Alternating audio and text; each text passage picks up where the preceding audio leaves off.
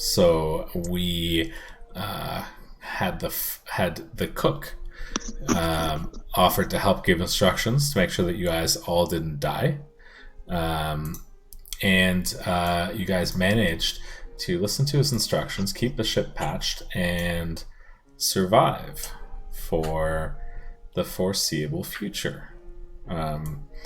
After that, we managed to basically get through the storm and sort of look around at you guys. The center mast broke while in the storm. You still have two other masts. They're the smaller ones. They're not as big, so you'll have some issues navigating, but you were able to secure the majority of the ship and its cargo. You're in sort of the Dead Seas right now. There's no wind. If I want to, I'll go to the map here just really quickly here, just to give you guys an idea. Perfect. You don't know where you are yet, I would say. But if we were to... no thanks. If we were to look at the map here, I would say that you guys are in the deep sea. So you know that you're probably somewhere in here. Not there, but you're not in the shallower... Oh my god. Anyways, let's try this again. Can you guys see the big map? Yep. You can see the big map. Good. Yep. So the darker parts here are basically open sea. So you know that you got out to this sort of section, but because that's where the waters were deeper and safer. But other than that, you are somewhere in this area.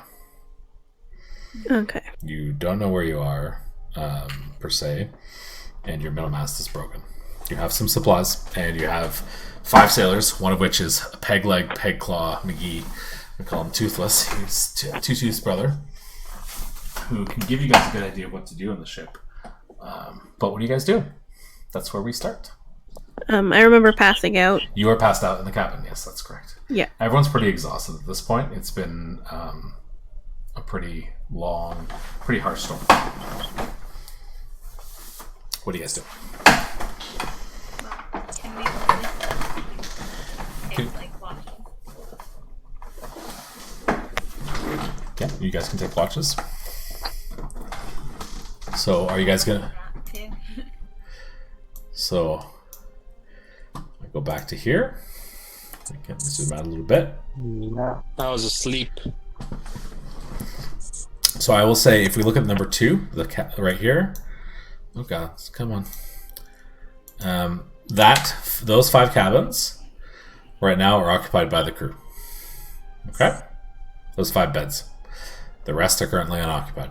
So you guys can, if you guys want to choose a rest, you can choose where you're going to sleep. There are 1, 2, 3, 4, 5, 6 beds around. 1, 2, 3, 4, 5, 6. So there's 7. So you guys can share a bunk. But that's where it stands. So what do you guys do? I know that Mare is already asleep. So Yep. Yeah, I think it's time to take a rest. Might as well all sleep. Mm-hmm. Is it how is the outside? Is it like nighttime, daytime, afternoon? at this point, it looks like it's starting to the sun's starting to set, but you can't really tell that well because it's still pretty cloudy from the storm. But it's starting to get darker. You don't know what time exactly it is because there's no sun to sort of guide you, but it feels like it's getting darker. All right. I can take first watch if we're gonna bed for the night. Okay. I'll join her. Okay. So Matcha and Saren are going to take first watch. Who's taking... We'll do 3 watches for the night, so who's taking second watch and third watch? I'll take second watch. Okay. I'll take a watch. Dalen and Buckholz will take second watch. And then I'll Nala. do third. Alright. You do third. Mario, you taking a watch? Nala, you taking a watch? Yeah. I'm asleep, so I doubt I'll be awake enough to be able to say I'm taking a watch. Okay, so Nala and Pat and Gerald are taking third watch. Okay. Roll me perception checks first watch.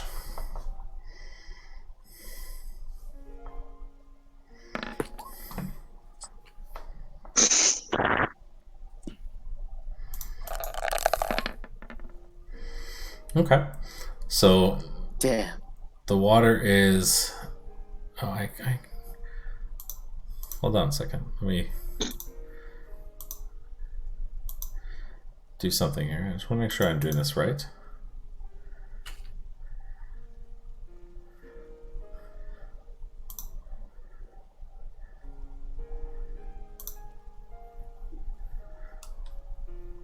I thought I had a button for a jam roll. That's fine. You guys doing anything on your watch? Just keeping watch? Yeah. Okay. So the first watch goes pretty smoothly. You guys don't really see anything out of whack. Next watch is up. You guys wake up Buckholz and Dalen. Perception.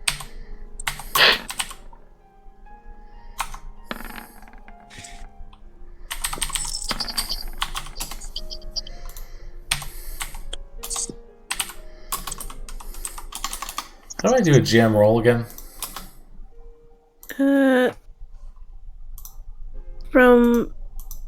From the like little icon on the top, you can just like click the GM part, I think, and highlight it, and then What? you can click any.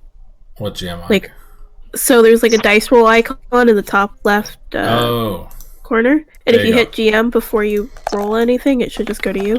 there we go. That's what I was looking. Okay. So your watch goes pretty smoothly as well. Anything you guys want to talk about? You guys can. If not, we'll go to the next watch. So Dalen, this Sylvanus, how does it feel about you being on the open water? A wee bit far from the trees, eh? Well, I'll be foolish to assume that I would know anything that Sylvanus would like or not like, but so far it seems the journey has been tumultuous at best. I would say perhaps Sylvanus doesn't have as much power over this part of the island. Can I help with this this wind at all?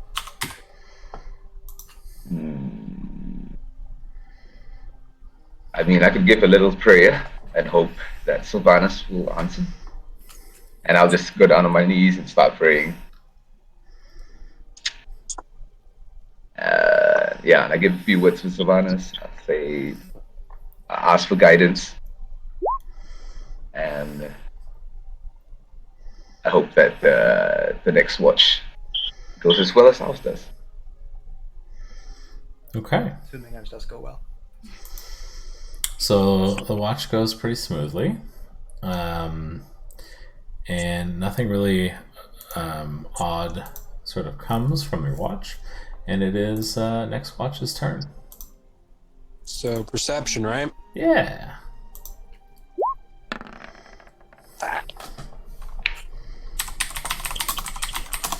And Nala as well. Oh, Nala got 7.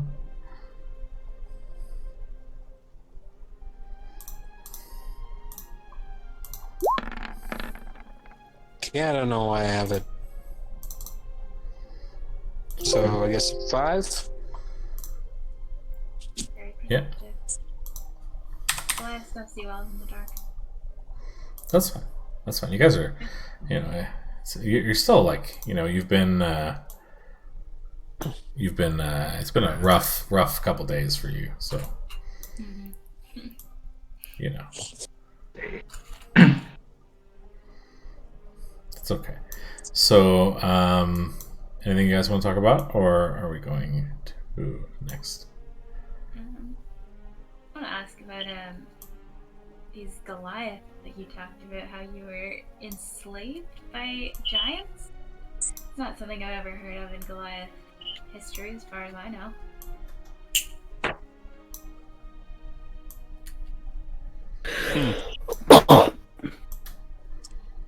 Well, that's just generally what I've heard. Interesting. You know, we were bigger than most other non-giant races, and we were tough, so which made us good slaves. Huh. Maybe a part of history I'm just missing. I'm sorry, I'm having a little trouble actually hearing you, Nala. Is this better? That's a little bit better. Yeah, it might be just a part of history that I've missed. There's a lot that I don't remember. Well, I mean, I really wouldn't know much. I wasn't actually raised by my own kind. Who were you raised by? Oh, just humans. Interesting.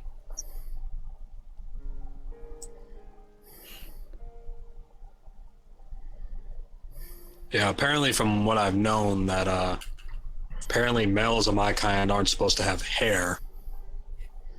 But yeah. You do have great hair for a Goliath. So is it true? I've ever seen. Sorry? Is it true that males don't have hair? Not typically. Definitely not like yours. Most humans don't even have hair like yours.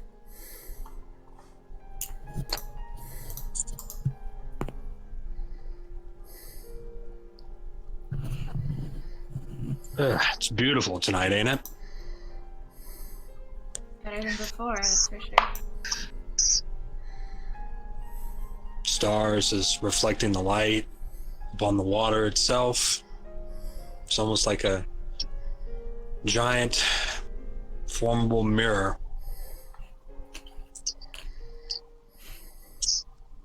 I'm gonna start like throwing things, just like little pebbles or whatever, into the water. There's not many on the boat, but you can find some like Just some like little some nails. debris and some like stuff that's lying around. Yeah. Yeah. Yeah. Then that gives it its own type of beauty also.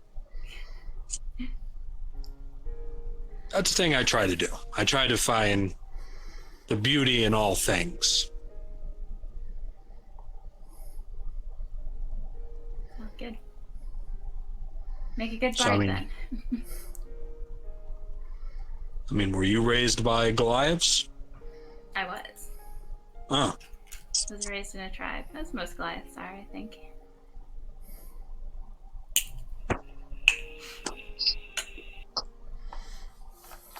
so, I mean, what are they like, typically?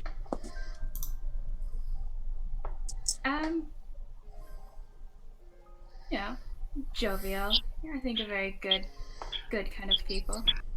We like our games, we like our fun. Competition, good healthy competition is always good. Yeah. I mean, not quite what I've heard, but I guess it's better to hear from one that is actually of that people than rumors from people I don't even certain have even met others of that kind. Well, unfortunately, I have not seen my tribe in a long, long time. So what is that? Is like your family? Mm-hmm.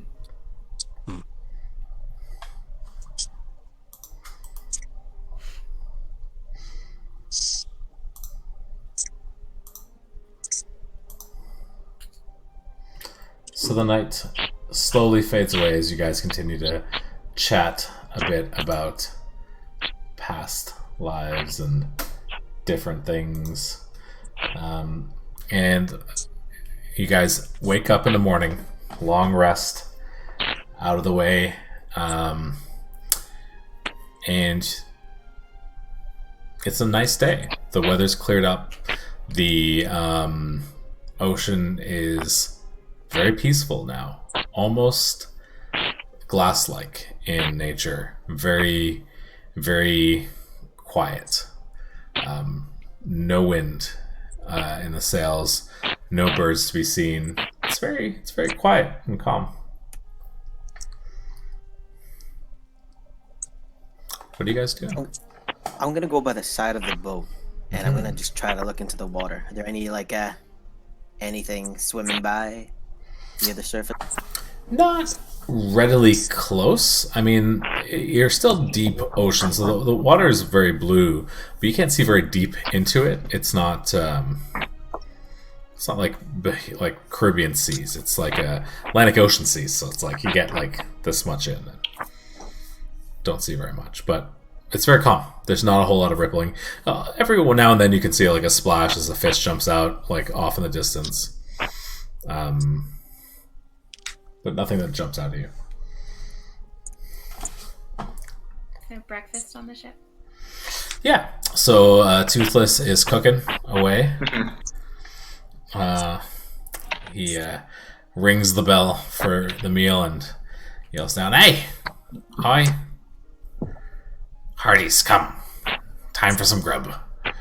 And he'll set out sort of a pretty basic sort of slop. It kind of resembles oatmeal, if oatmeal sort of was poor. Aww. Kind of watery, a little bit sad, but you know, it fills you up. It's food. Gotta be tight on the rations here, boys. We don't know how long we'll be in this sort of doldrum. I mean, it's a shame that the little boat broke. I mean, we could maybe use a net and catch some fish, but We have the second rescue ship, but the problem is if we lose that one, then we're cooked. Technically, we have the second and the third and there's like 3 others. No, those two on the right are that's just the same deck, just with it open. So the two that's just so you can see inside the rooms. Realistically, like I might even like that's the water here just to make it easier for you guys. Technically, this is what you guys actually have. Oh, come how on. much? Who here in the group has rope? I do. I'm sure I used my rope to help that night we were last Oh, I night. think I gave my rope to Buckhold. Yeah. Well, I mean, whoever has spare rope, I have an idea. Didn't we used rope? Whole bunch of rope. That thing, but then didn't after we like made the proper entrance, we didn't need the rope anymore. I imagine. No. See, I take out my 50 yards of rope. One's made out of hemp, the other one's made out of silk. I was seeing maybe if we took all of our rope together, tie one end to the main boat here, and then we tie the other end to the little boat and have someone stand watch over the little boat. You know, get someone to pull us in case something happens. And then a couple of us will go and fish.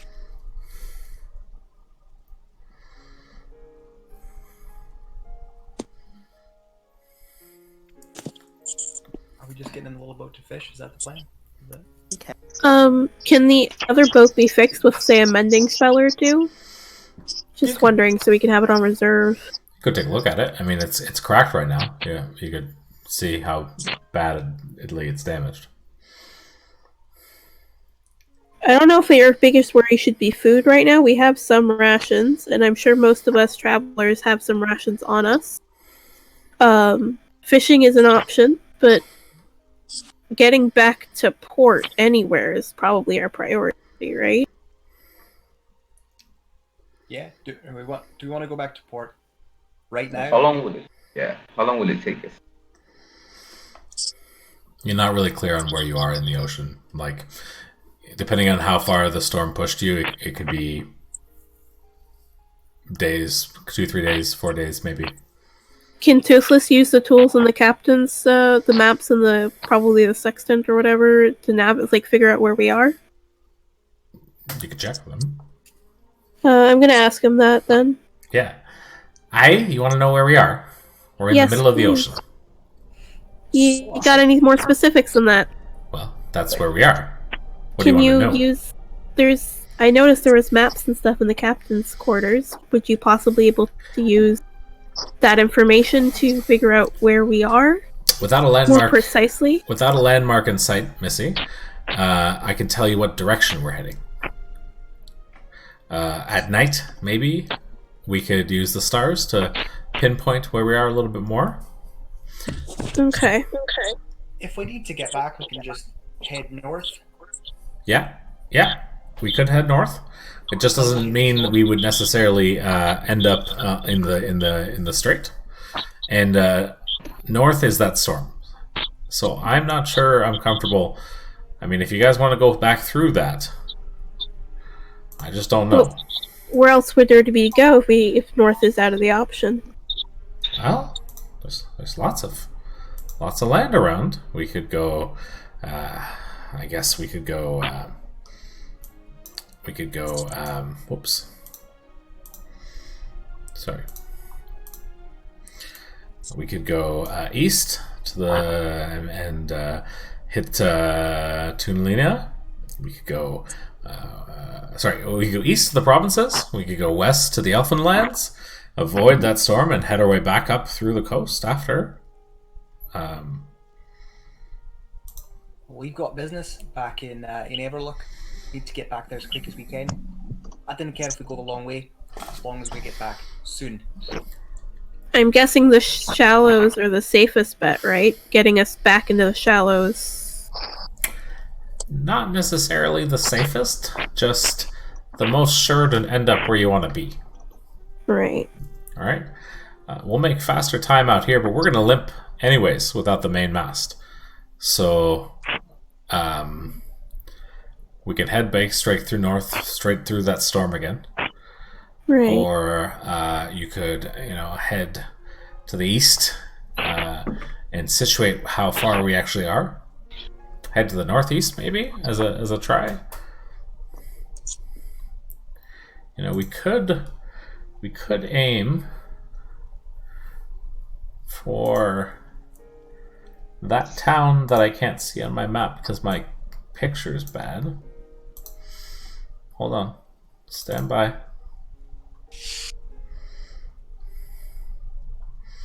High quality maps. Where are you? There. No, that's 1080p. High quality map. There we go. We can go to Hada. We can head towards the northeast. Try to hit Hada, maybe. And if we don't hit Hada, we could. We might hit one of the other dock towns there. There's Iser. There's Deshwain, Azadar, Inoa. All those sort of maps around the coast. All those sort of landmarks. Just to give you an idea here, if we're looking on this map here. So he thinks you guys. So you see this darker blue part down here? Mm-hmm. He thinks you guys are somewhere in that darker blue at the very bottom. Okay? But the storm is kind of like the big storm you guys went through. Right. So either you can sort of head this way to like these lands here, try to get in here and then follow the coast up where that sort of dotted line is. Or you could go sort of more to the west and go by road, but that would take maybe a month or two. Hada seems like would we be able to get the mast repaired there, or at least maybe charter another boat? Yeah, it's a port city, so that's a major port city. That's a minor port city here. Okay. This is another minor port city here. It's just about whether you risk going back up where you came or you try to go around the storm. That's what you kind of need to decide is.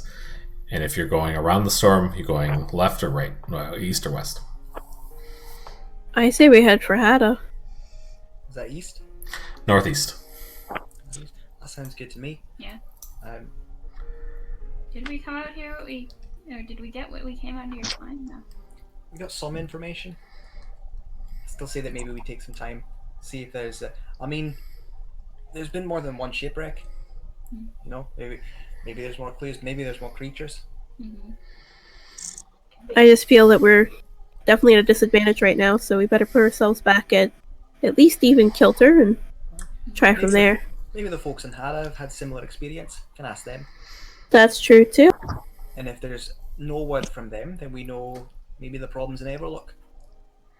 Yeah. Well, While we're doing this, by the way, I'd like to take an hour and get a small controlled fire going. Burn some incense in it. I'm going to pet Rogue.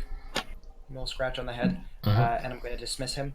okay. And I'm going to summon an octopus familiar. Okay. Calamari. So you there's a controlled cooking fire area where you could do a little ritual after the food's done. It's been cleaned up. There's a sort of a stone stove. It's the only real place in the ship where you're allowed to have a fire. So yeah, you do that. And Just a regular size octopus. yeah, Big one. This Squiddy one's not for eating. Squiddy the squid comes out and sort of suction cups on the floor. Kind That's unsettling. of droopy. What is that? Poke it with my spear. Oi! What? No sharp objects around my wee boy. Oh, you know what? I probably shouldn't use the sharp end. Mark your components down for that too. I'm gonna use shape water to grab some water from the side of the ship, have it float, and just I'm gonna try to put it around Rogue, just so he can breathe. So, is that a concentration spell? No, it's not. It's just like an hour long, so I'll be recasting it. Okay, so you've got a little I was orb. planning on dumping him in the water and sending him on a little scouting mission. Okay. Well, he's got a little orb right now, so if you want to take him out now, but he can just chill until you're ready to do something with him in that little circle of water. Can go to Toothless. If I could find out just how deep this water is, would that give us a better idea of where we are? Do you know how deep the shallows go? Yeah, if you can see the bottom, then we're in the shallows. 100 to 200 feet is anywhere close to land. Anything deeper than that, and you're in deep water. All right. I'm going to mentally communicate that to New Rogue, and tip him over the side and just tell him to swim down, maybe 300-400 feet, or until he hits the bottom, and then come back Okay. stealthily. Okay, so what's octopus stealth?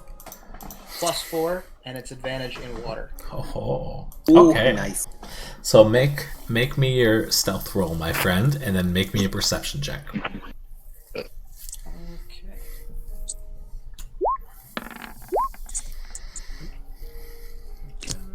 It's a nat 20 for the stealth. Okay. 24. What's his perception? And an 18 on perception. Okay. So he goes down. Octopuses can deal with high pressures pretty well, right? So he goes down a good 300 feet here and is just starting to see some things here. You can tell this is deep ocean. It could go down another 200-300 feet. It could be down like real deep in this area. Hard to see. He scouts for about 20-30 minutes. There's definitely a lot of large creatures in the area down deep. There's some sharks that he sees, some other things that he doesn't see very well off the corner of his eye, but they're big. But he's being stealthy, and yeah, it doesn't in about half an hour, I'd say, going down. What's his movement? 30 feet. Okay, so 10 minutes would be 300 feet. Yeah, although if he's stealthing, it's half that. Oh yeah, sorry. So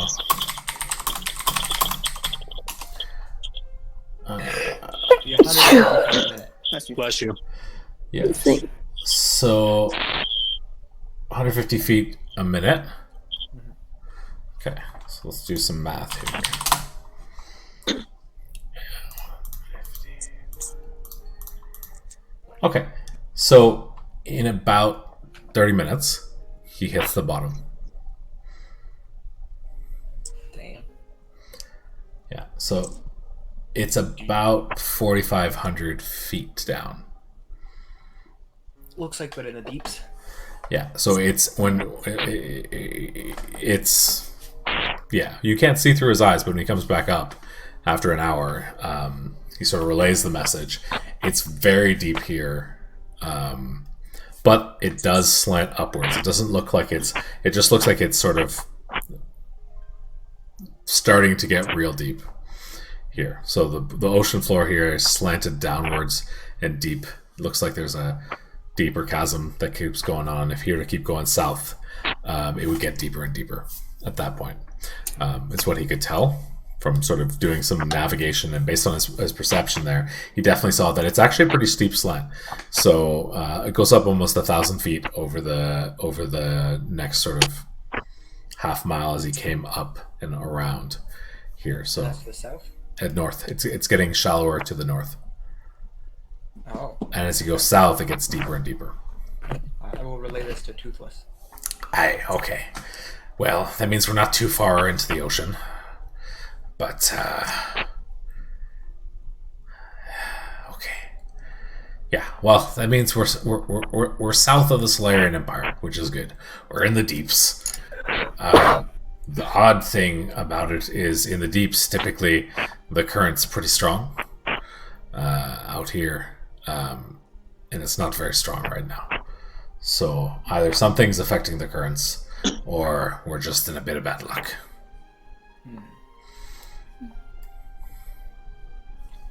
If you like, I can take some more time, get Rope to do a more thorough sweep of the area. We know how deep it is, straight down. What about around? Laddie, well, we could do that. You might not find too much if it's this deep, but why don't we set the sails north a little bit and see how far we can go before we start to see a storm on the coast.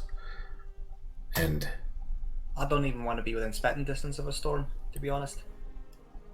yeah, that's a good point. That's a good point. Missing mast. Yeah, we're not going to get out of it again. Okay, so what are we doing? I can guide you guys, but I can't steer. Let's say we get to, is it Hala? Okay, so we'll try to point the ship that way. We don't have any wind right now, but the second there's wind going, I'll holler at you boys, and we'll try to get this ship turned around and going that way. Okay. So the day progresses relatively quietly. Is there anything you guys want to be doing while this sort of day's going on right now? There's no wind. I'm gonna go try open that chest. Okay. So, how are you going to try to open it? Just like smashing it? I mean, I got a crowbar, so yeah. Okay. Make me a strength check with advantage because you have a crowbar tool.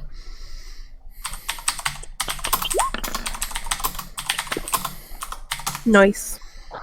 19. I'm watching this all disapprovingly behind him, by the way. Okay. I'll say that it does take you some time, but you're not pressed for time and you're being careful. You manage to crack the lock after some good forcing. Inside, you find a bottle of what looks like fine whiskey, a box with a pipe and some tobacco. There is a bag of gold. Looks like the cat. This is the box that was in the captain's quarters, right? So there's a bag of gold pieces, about 150 gold in the bag, mixed platinum and gold, and there is a fine, curved dagger that looks to be very well crafted. Ooh. Okay. Just gonna look over at Mare, like, gesture if she wants anything. I just nod my head disapprovingly. And I'll just start putting this stuff into my bag then, while staring at her. Do any of the skills?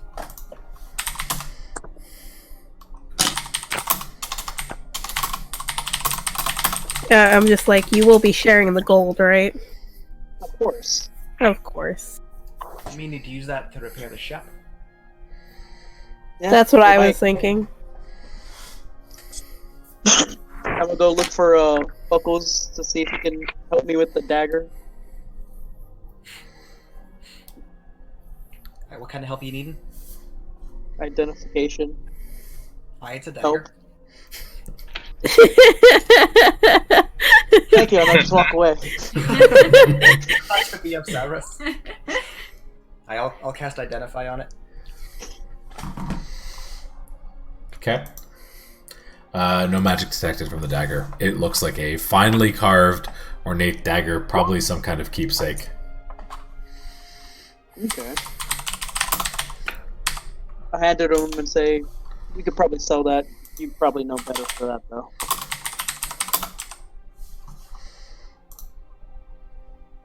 Do any of like the crew see you like handing the dagger off to like Buckles?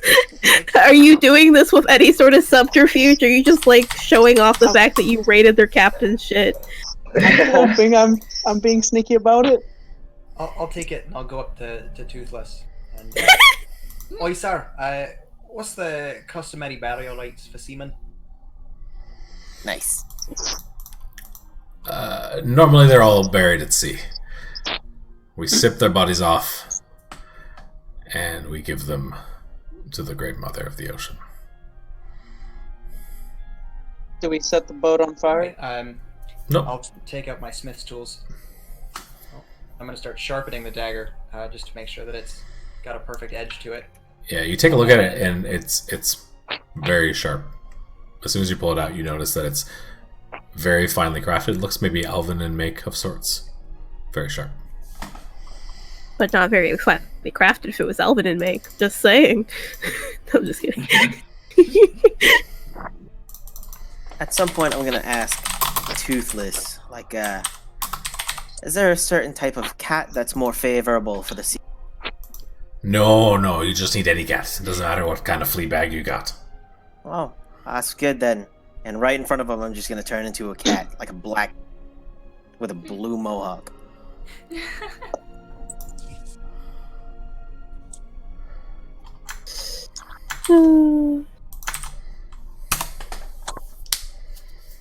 Cat shock factor. Got it. We need a cat. We'll make do. We've got an octopus. He just turned into a Yeah, I cat. just turned into a cat. Right in front of him. It's not a real cat. Is that a real cat? As he says that, I'm just like curling up to like his peg leg as if he can feel it. Yeah. Scratch, start scratching.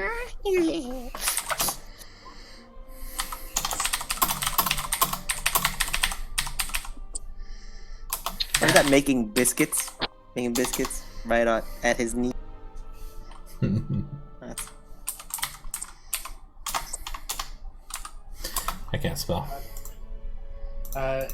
After I'm finished sharpening up this dagger, I want to take it over to the side and just say some words for Captain. What's their name here? Did he ask his name? Is it one full day of downtime, Dalen? Yeah. To, But I mean, 250 days. Sorry? 250 full days. Yeah, downtime. 250 full days for weapon proficiency, right? Yeah. Okay. Yeah. Yeah, that's what I thought. So you can use one day to be able to like use it, but you to be proficient at it, to be able to use your attack modifiers and everything else like that, it's a gold a day, 250 days spent. Yeah, just one be proficient. Okay, I guess I'm just kind of doing that then. Just Like- trying to shoot flies on the ship. Yeah. Hey. We have lots of ammo. Yeah. If you do it down in the basement, you won't lose your ammo. And that's where I'm doing it. Apparently his name is Captain Godric. Who's Captain Godric? Sorry, I missed something. Apparently he's the captain. I'm glad somebody takes notes. That's right. Sorry. Yes, Captain Godric is dead, and Two Tooth is dead. Oh, aye. Poor Yeah, you're Captain holding his Godric. dagger. It's a dangerous life you live, but I'm sure if you could go anywhere, it'd be at sea. I just drop the dagger in the water. Oh, Very nice. Oh, I dive in. As the dagger gets sank, Toothless gives you a nod. That that's good thing, lass. Lad. Not lad. Good thing there, lad. Beard. Good thing there, laddie. That man loved that dagger. Only pulled it out when he was drunk. Talking about his wife. Right. If I die, I Yeah. want to be buried with my hammer. Will do. Just so yous know. If I die, I want to be buried with my arm and my leg, so find him. I don't want to be a cripple in the second life. Side quest. We need to remember this one. Oh God. Please no. So a day goes by. Anything else you guys are doing throughout the day? Playing cards to pass the time. Sure. I'm gonna try and learn as much as I can about the ship. Okay. I'm gonna go talk to Toothless and the will be in his quarters making some more potions. Okay. Actually, I will do that too. Hey, I'll join you. Right. You guys I'll can be with you doing. do it together. Yeah, we're gonna do it. I'm gonna read through my book. All right. Cyan's going to read through his book. So, day goes by. Another day goes by. No wind. Third day goes by. Fourth day goes by. And a fifth day goes by and there's still no wind. God. Now, you guys had some supplies. Some of them got knocked around. But it's not looking super great. I would say you've probably got... You only were supposed to be gone 10 days. You've been gone about 8 now. It looks like you've got about maybe 5 more days worth of supplies left at this point. Starting to get a little shady, but, you know. Are we using the ship supplies instead of our own? Correct. At this Yeah. point, you're still using ship supplies. So if you have your own supplies, we have those on top of that. So we have another 10 more days. You can do it, guys. I think we should go fishing. If we have like days upon days with no wind, I'd like to. I don't know. I mean, I can cast Gust of Wind for like 4 minutes a day. It's so I will say that you try that, and while gusts of wind will fill the sails up, the ship needs to build up momentum to get moving, and you can fill the sails up for a good 3 minutes. The ship will move, but it's almost like by the time it actually starts to move, your gust of wind sort of ends. So not really doing a whole lot, but definitely like if you were kind of already moving a bit, it would definitely give you that sort of burst of speed or help compensate for that lost sort of bow. I want to ask Toothless if this has ever been heard of before. Hey, we've had doldrums before. Typically they last a couple days. The worst I've been in was 12 days. No wind. Dang. Sailors start drinking their own piss and going crazy. Oh God. Please no. They were a crazy lot. Half-orcs. You know, don't sail with half-orcs anymore. That explains so much.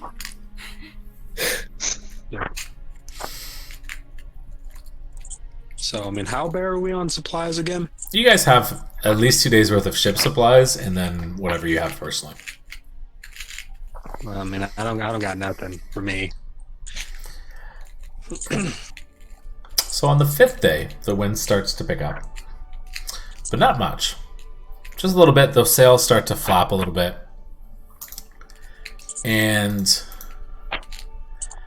I would say halfway through the day, you've got a gentle breeze. It's not enough to move the ship, but it looks promising. Toothless is starting to look promised by this sort of change of events. Night goes around, and you guys see something off in the distance. There's a speck of something far out. One of the shipmates spots it, sees something. Does it look like another ship? Make a look, make a perception check. I'll send out Rogue to get a closer look, maybe. It looks like it's a couple miles off still. It's like just on the, like just visible on the edge. It's like super fucking far, Nella. Like, you don't really even notice what these guys are talking about. Like, they see something, I don't know. Fucking sailors are crazy.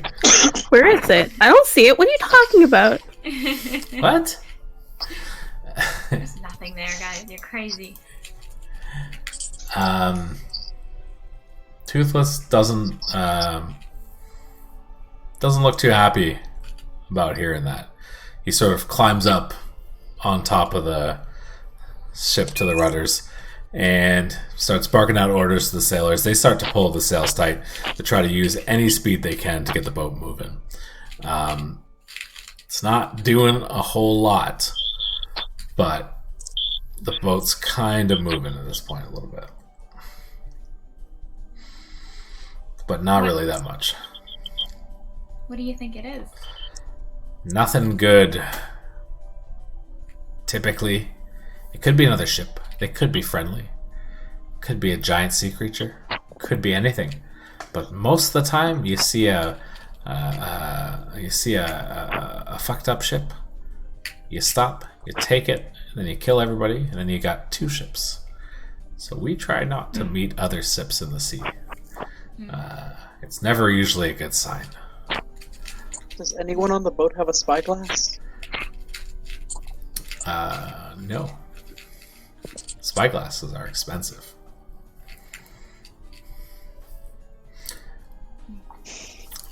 So the ship starts to go. It's not really moving that quick. And over the next hour, this ship off in the distance starts to get bigger and bigger. And you start to realize that, yeah, this is definitely another ship out there. It is not a little ship. Flying a flag? Not that you can see yet, but make me a perception check. Guidance. Assistance, I will lift him up. Handy.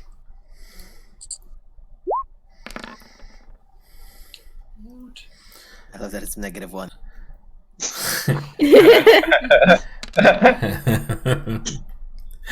So 15, 16. Can't see a flag just yet, but it's definitely a ship. Looks to be about the same size as your ship. 2 mast, not 3 masts again, just like yours.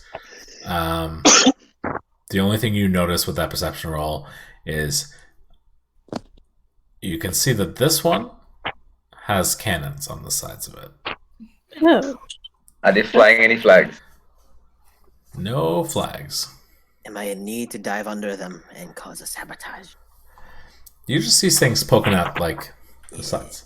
You don't know if they're cannons. I don't know if we'll say cannons. Cannons probably aren't around yet, but you've got some kind of basilisk-like thing on top of it. This big sort of crossbow thing sort of on the top. Can I send Rogue out to like stealth through the water, like sucker his way up the side of the ship out of view?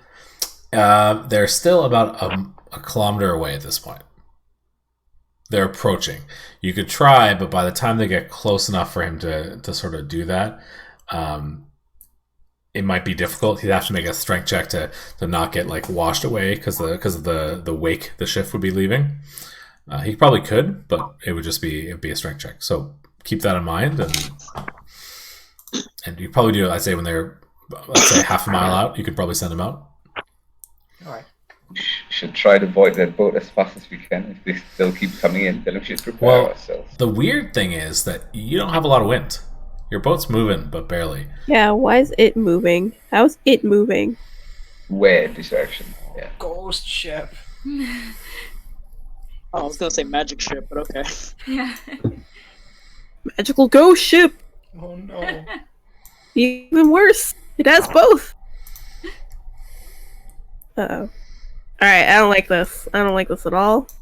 And there's not shit we can do. Mm-hmm. So wait.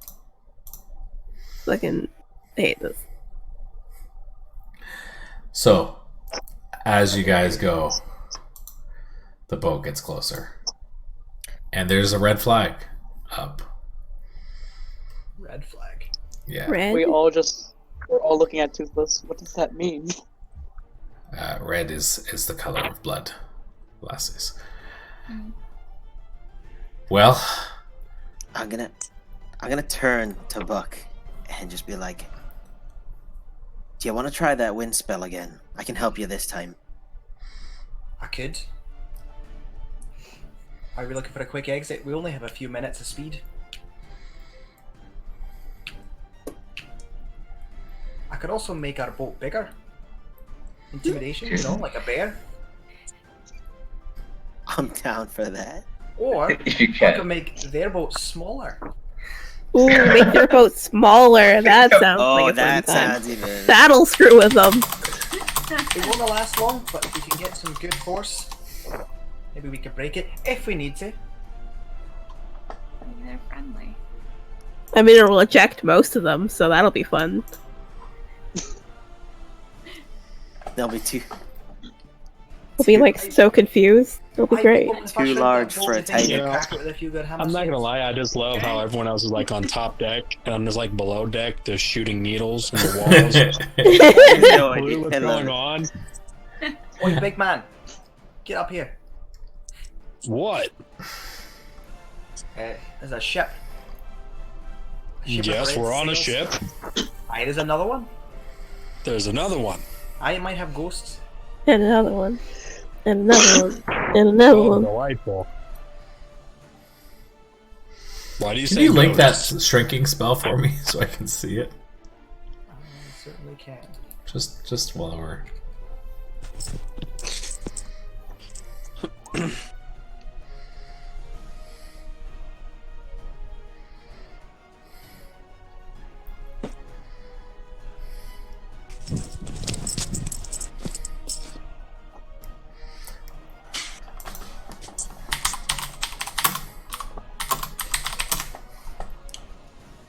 I would, if they are getting closer, I want to send Rogue out towards the front of the boat, so hopefully he doesn't get like swept off to the side, but also to see how they're moving. Like, is there a wind following them, or can he see like a caster maybe, or oars?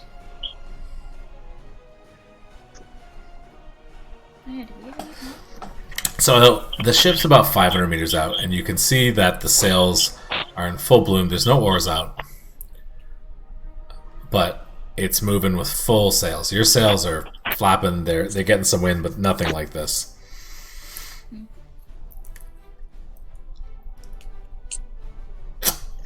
What's odd as the boat gets closer is only their main mast is down. The other two masts are not. They're all tacked up. So there's one mast up. But even with just one sort of mast up, it's catching up speed. Does it look like the sail is full of wind? Yeah. They're taunting us.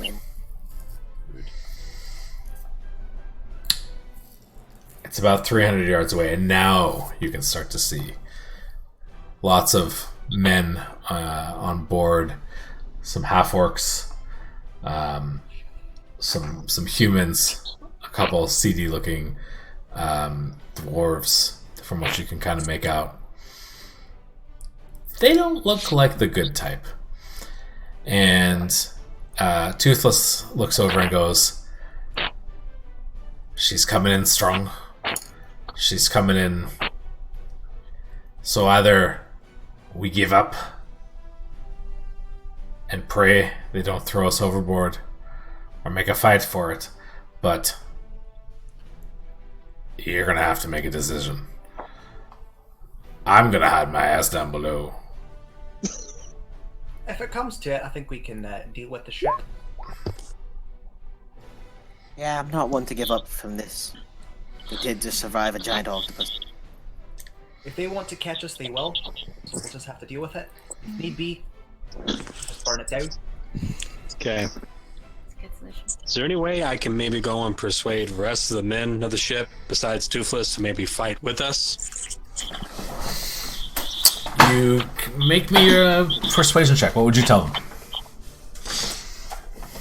Well, I mean, it'd be in the general gist as your ship, in memory of your captain and your fallen brethren. Are you just going to allow these scallywags to take it from us? Okay.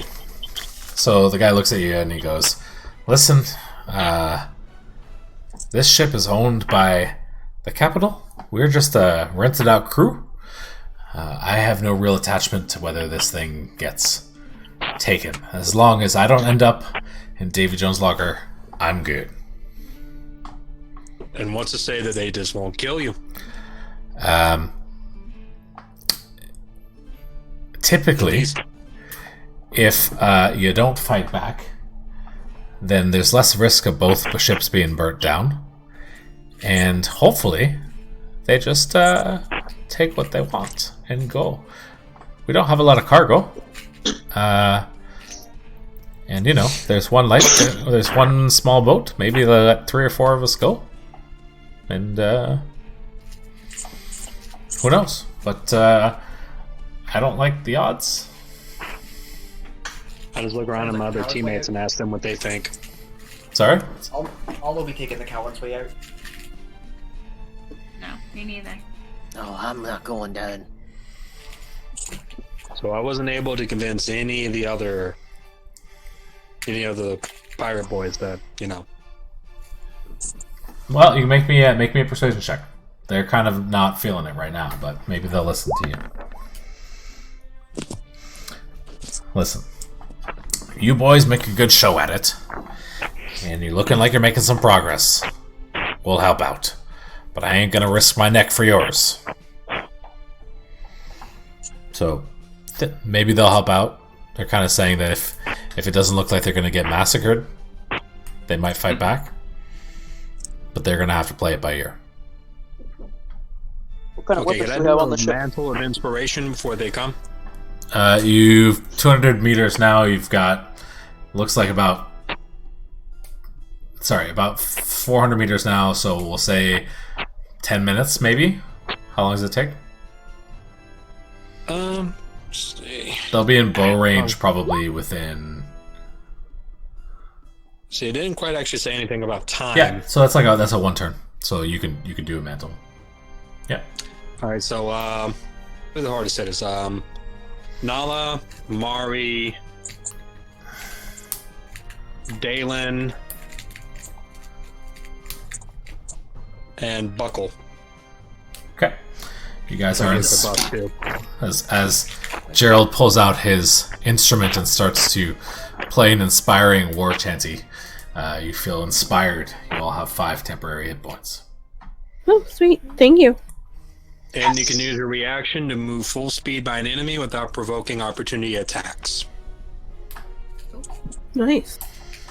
Useful. How long does it last? 1 turn.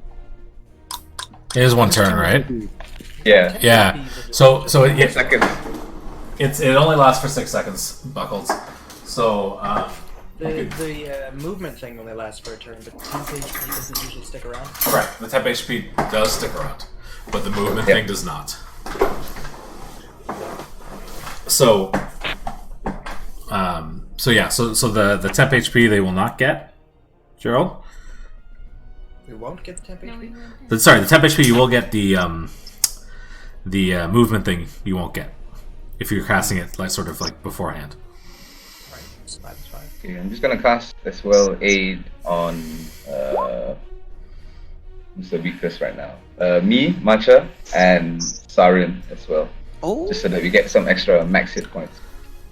Okay. You get 5 extra hit points Okay. on top of max. Yeah. But is that also it's not temporary. They get 8 hours. No, they get Okay. maximum hit points. Yeah, maximum hit points increased by 8 hours. So that also that doesn't affect your. You still keep your temp hit points, right? Because the temp hit points still stack. Okay, cool. Yeah, you still get it. Okay, cool. So you guys have those. Mark them down too. The ship comes up and Toothless yells, "Hey, they're coming!" So the ship approaches, and as you see it get close, they come up almost parallel to you, and the ship is now coming in. Where are you guys right now? I'm sure we're ready to greet them. Yeah, up top. Let's Yeah. move our tokens, friends and family. So, Buckles. said they're coming in from the left or the right? Right now, so the picture is accurate. So they're coming in on the right. Oh, there. If you scroll to the right. so initiative. Not yet. Unless you want to start attacking. Are there any buckets of water nearby? Like for There are buckets on the lower level. You could probably get a bucket. It's alright. I'm gonna cast shape water on on just the seawater next to the boat, and I'm gonna turn it into a javelin. Okay. So, as the boat increases and gets closer, you see these guys looking, and they don't look too nice. Some of them are some of them are holding axes in their arms. Other ones long chain hooks. Big red beards. These guys don't look too nice. And as the boat approaches, these two things that you had thought were some kind of cannon or shooting device look like they're two giant hooked apparatuses. And up top you see a caster holding some kind of object in his hand, pointing it at the sails in the back here. And as he gets close, he puts it down. And these two large harpoons shoot. We're going to go with brown. And shoot off and hook onto your boat. Rude. And the boat sort of jars together and whoosh, crashes. And now you're in initiative. So hold on. Please make me initiative rolls.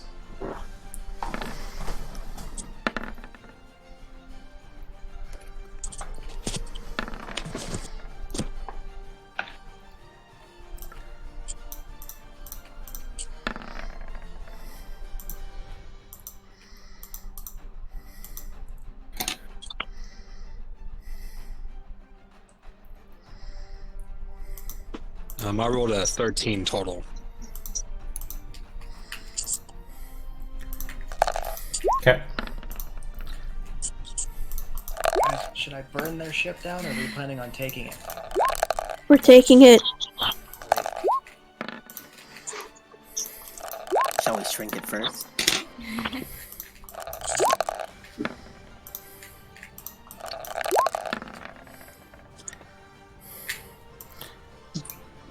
Don't you try not to damage the ship too much. Shrink Maybe it. If let we can them- burn it, I can do that. If we make ours bigger, then I'll have a harder time getting on it. If we have them come on it, that means any collateral damage that happens here won't be that bad, you know? Because we want the other one. Like, if we make our ship bigger, then we'll have the high ground and we can just range them to death. That's true. Except for I'm a monk and I don't do rage. If we make theirs smaller, we have the same advantage, though. I have a dagger. Yeah, but I have to get to the... Actually, no, I don't have to get to the... How far think away is it's their a- ship from our ship? It's about, I would say, 20 feet across with the lines taut right now. Oh, that's perfect. I could- Okay, so Mare, the lines are drawn. The crew is cusping at the heels here, ready to go. I don't see myself in the initiative line. Oh, you need to be. You rolled a 13, right? I Okay, let me add turn to you, sorry. Add turn. And you rolled a 13. There you go. Sorry about that, Gerald. Thank you for reminding me. Very good. Mari, what are you doing? The moment I'm ready in action, the moment any of them gets like close to me or boards the ship that's near me, I'm going to do my my attacks.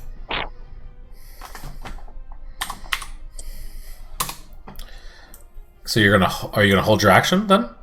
Pretty much holding my action, yeah. Okay, so you're gonna which rope are you gonna go by a rope? What are you gonna do?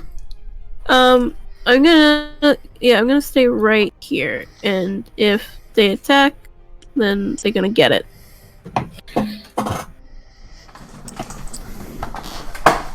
Can I also like duck down a bit to like have cover?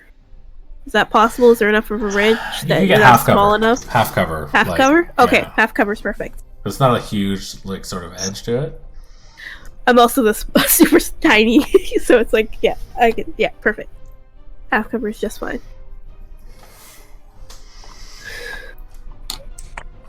Okay.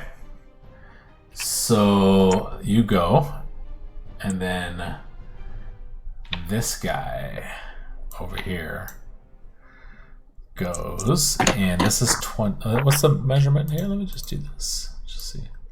Yeah, so that's 20 feet. Okay, I'm good. Look at that. Fucking me. Look at these maps. Maps to scale. Who's a boss? Just gonna take that in. Just gonna take that in. Map is to scale, boys. Map is to scale. Fuck yeah. Let's go. So, this guy here is going to range 60 feet. Okay. He's going to attack Mr. Buckholz. Do I have any kind of cover, being short and standing next to the... Half cover, we'll say. Great. So, I'm using tokens for something else because I didn't want to remake all these guys, so bear with me as I adjust their fucking stats. I don't know if you guys see their attack rolls. Nope. Okay, so it's 8 plus 3. So does an 11 hit you? No. So as he stands there, as the thing goes, he whips an axe at you. And there's like webbing and net like that goes up to the center mast, that while the mast is still broken, there's a bunch of ropes and stuff there. And it sort of impales into the side of the boat with a loud thunk noise. Nala, what are you doing?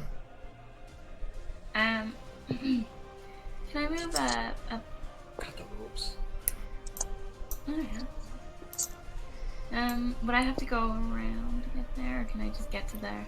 There is a stairway in front of you right now, so you'd have to move. I'd say 50.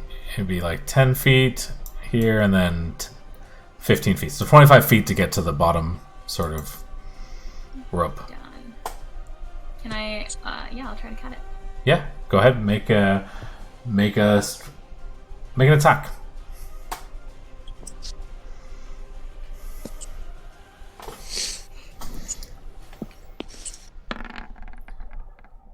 Okay, well, 17 hits a stable rope. The rope's not going anywhere. So roll damage. So you take it. It is a thick What? ass. Wrong guy. That was the wrong. Yeah. I was gonna say Sorry. that's another attack. It's like 24. Fuck. Well, 16 is still fucking pretty strong. You take a large swing at this. It is still. It's almost like thick as a thick arm, Like it's a big ass thing hook that's like shot into the ship, and then a thick rope behind it. So you take a swing at this thing, and you take a mad chunk at it, and it sort of cracks. It's half cracked at this point, so it looks pretty damaged, but it's not fully broken yet. Okay. You doing anything else? I think that's all I can do. Moving in that, yeah. Okay. Saren. I'm going to cast Eldritch Blast. All right. So the happy pirate face guys all kind of look like they're typical, look different races and stuff, but they're all holding sort of axes. The two other guys look like they're overseers or people in charge. They have long hooked things here, and you have the other captain or whoever's up at the steering wheel up top there. I try to hit him. What's the range on Eldritch Blast? You're about 65 feet away right now. You could get him, you just have to move. 120. Yeah, okay. So I'd say if you moved up a little bit just to get line of sight on him, he would be partial cover, so a disadvantage attack, because he's up. If you moved up top here, you could have probably a straighter shot at him. Yeah, I'll try that then. Okay. So use the rest of your movement to get up top. Make an attack roll. 19 hits. Okay. Takes 9 damage. 9 force damage. As the Eldritch Blast hits him. And it kind of distracts him as he's doing it. And you see, as soon as you hit him with the Eldritch Blast, the fire goes, the sail goes completely limp. And he starts to swear.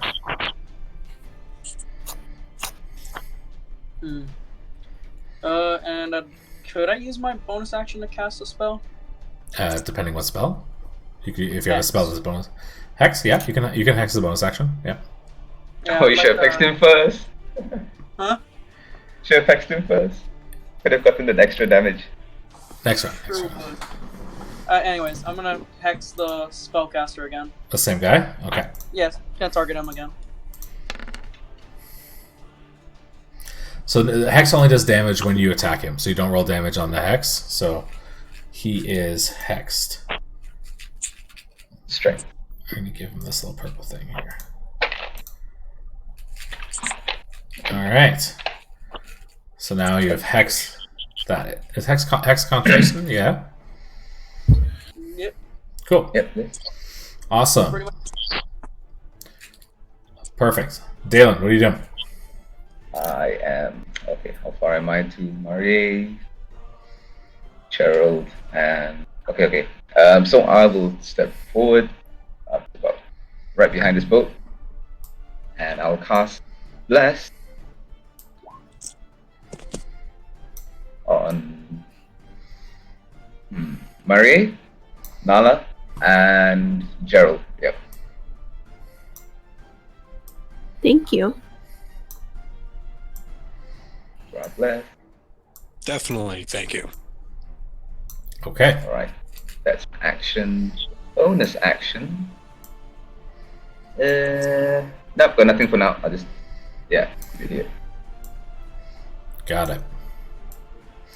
Next up is the bandit here. So this guy goes and runs and starts to climb across the line here. And here he's going to take a swing, a ranged attack. He's going to throw an axe at Nala. So 13. Does a 13 hit? No. So, oh, sorry, plus 5, 15. Yes, that hits. Okay, so he goes and throws an axe at you, and as you were sort of out and about here, sort of slashing at that thing, you take 9 slashing damage as an axe just flies through and slices you sort of across the top of your shoulder. half. Are you raging? You do take half damage. I'm not raging. I'm raging it. Okay, so he takes 9 damage. Alright. That is his turn. Gerald, what's up? What are you doing? There's currently the boats are side by side. There are 2 cross lines that are hooked into the sides of the ships. There looks to be 1, 2, 3, 4, 5, 6, 7, 8, 9 pirates trying to climb above. So one is on the rope right now, teetering between the boats, who just threw an axe at Nala. Are the boats? Okay, is there any barrels or anything on the ship that can give me, like half cover? There's the edge of the ship, which you could kind of duck below. It's about a 3 foot sort of edge and railing. So, but the railing's like arms, right? So it's like He's behind that lifeboat, right? So could he hide behind the lifeboat? Yeah, or maybe well, tilt it up and... That lifeboat's kind of broken, but you could hide it there. You could flip the lifeboat up and give yourself... I'm A little cover. trying to get half cover. Yeah, you could flip the boat up and get half cover, yeah. Oh, yes, please help me. So you and Dalen are standing next to each other, so you could lift the boat up right in front of you. Okay, how far away would that put me distance-wise to the nearest enemy? You'd be about 35 feet from the guy who's sort of looking like he's about to board. The boat is in front of the northern cross rope. Okay. Alright, then I'd like to... Okay, if I was going to throw my spear, since my silk rope is tied to the end of it, can I use a bonus action to pull it back to me? I would say pulling it back to you would be an action, not a bonus action. Right. Can you make 2 attacks in one turn or no? Because it's not magical, right? So you'd have to throw it, it would land, and then you'd have to spend time like wrapping it back up. It would take an action to pull it back. Well, I mean, the silk rope is tied to like one end of my waist because this is the reason why. Yep. You remember I had a. No. I totally get it. I'm just saying, like, once you throw it, no matter where it goes, if it hits the guy, then you would have a chance to grapple him with the silk rope because it's attached, but you'd still have to take an action to pull it back to you, is what I'm trying to say. Yeah, but he'd probably cut the rope then. He could. Okay. So how far up? You said 35 feet, right? Yeah.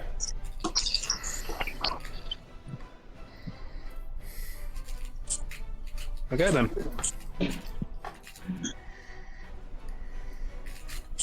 What do you do? I'm trying to click on my spell, Vicious Mockery, but it's not popping up Okay.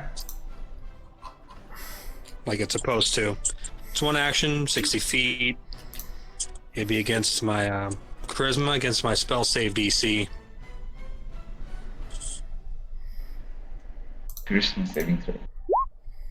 Oh, there it goes. Yeah, you had to modify up, so there you go. So saving throw. So is it everybody you can see, or just one person, one target? So who are you targeting? The guy that's sort of straight ahead of you. One target. Yeah. Okay, so he's gonna make a save.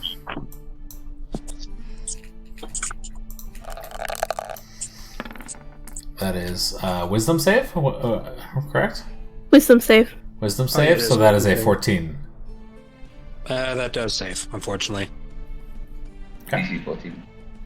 And my spell save DC is actual So you 14. stand up over the boat and you insult him in a viciously mocking tone, and he sort of looks at you and cackles back, not affected by your taunts. Buckles. I'm gonna shoot a firebolt at the frayed rope this guy is climbing on. Okay. See if I can loose us. That's a soft 20. Soft 20 hits the rope. Do ropes have vulnerability to fire damage by chance? It would be they would just continue to burn. Okay. Well, 6 damage to the rope. Okay, well, I'll say that's enough to snap it. So there wasn't a whole lot left for it, but it was a sturdy rope. So you hit it where the where Nala had sort of cracked it, and not necessarily the fire so much as the impact from the firebolt cracks the rest of the rope, and this sailor falls into the sea, and this rope Oh, hold on, no, I don't want to do that. Is now broken and gone. I'm gonna yell out, "Stow your weapons, lest I burn your hull to the crushing depths."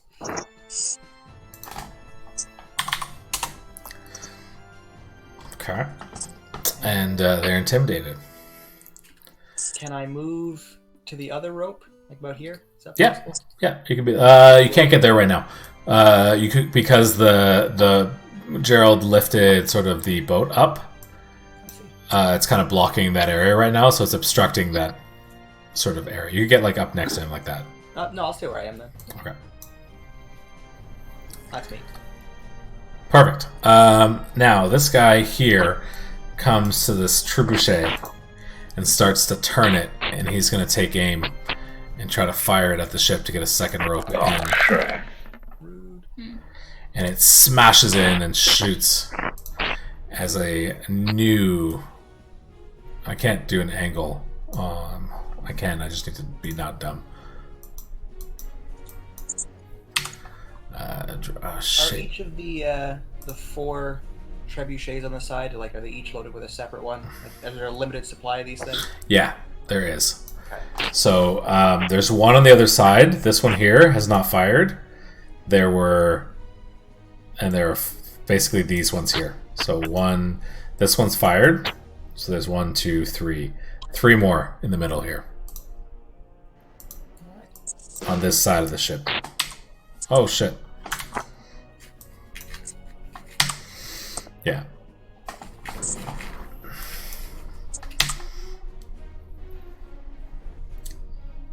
And that is the end of his turn. This guy is going to come over here and try to fire this other rope. And the rope fires, but it goes into the water and misses the ship. Even at that close range, this thing, it doesn't get grass. So it hits the boat, but it doesn't actually sink into the hull. And it just falls flat in the water here. So that one is now done. And that is the end of his turn. Matcha, you're up. Nice. By the way, are these boats moving, or are we just like kind of So drifting along? you guys were both moving at a slow pace, not a fast pace. Their sails have now gone flat since Saren did something to them. But boats have momentum, so it doesn't, like, that one was going really quick and sort of hooked you guys and started to turn you. And then when Saren hit the guy in the back, the sails went limp-ish, and that boat started to slow down. So you're kind of, looks like you're slowing down-ish. Okay. Well, for now, I'm just gonna duck down a little just to get some half cover on the side, and I'm gonna hold my action to throw my ice jab. Either these two. The 2 on the side that just hooked. Yeah. If either of them try to cross the rope, I'm going to throw it at. Okay. Awesome. Now, speaking of random guys doing shit, this guy's going to run up and try to make it across. I'm going to throw it. Okay, make an attack roll.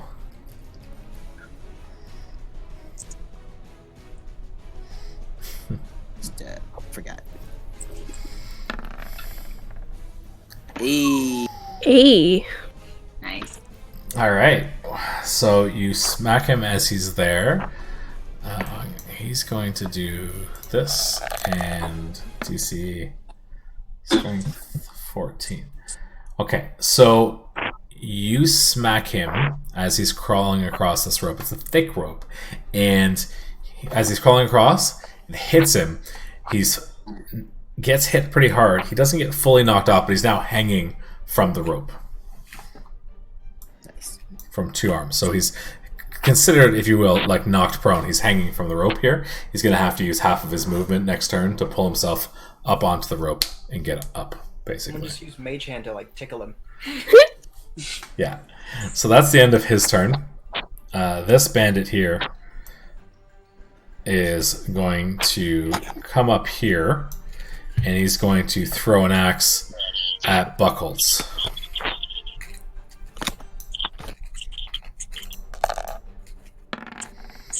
and he misses because Buckles is having cover. And now this guy over here is going to run up and shoot another trebuchet at the boat. It also hits a piece of steel and fails.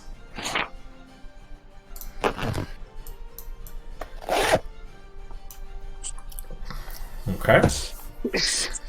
And we are at... Oh. Sorry.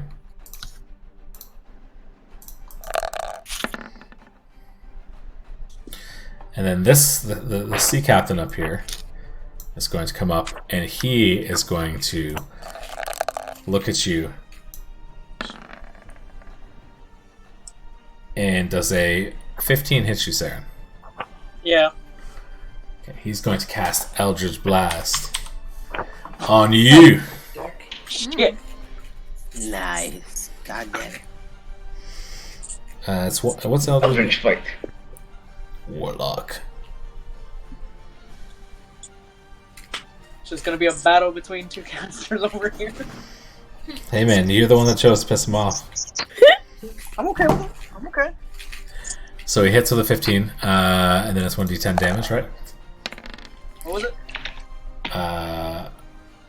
You take 9 damage as it Okay. swings over and hits you. And Mare, back at the top of the turn. Alright,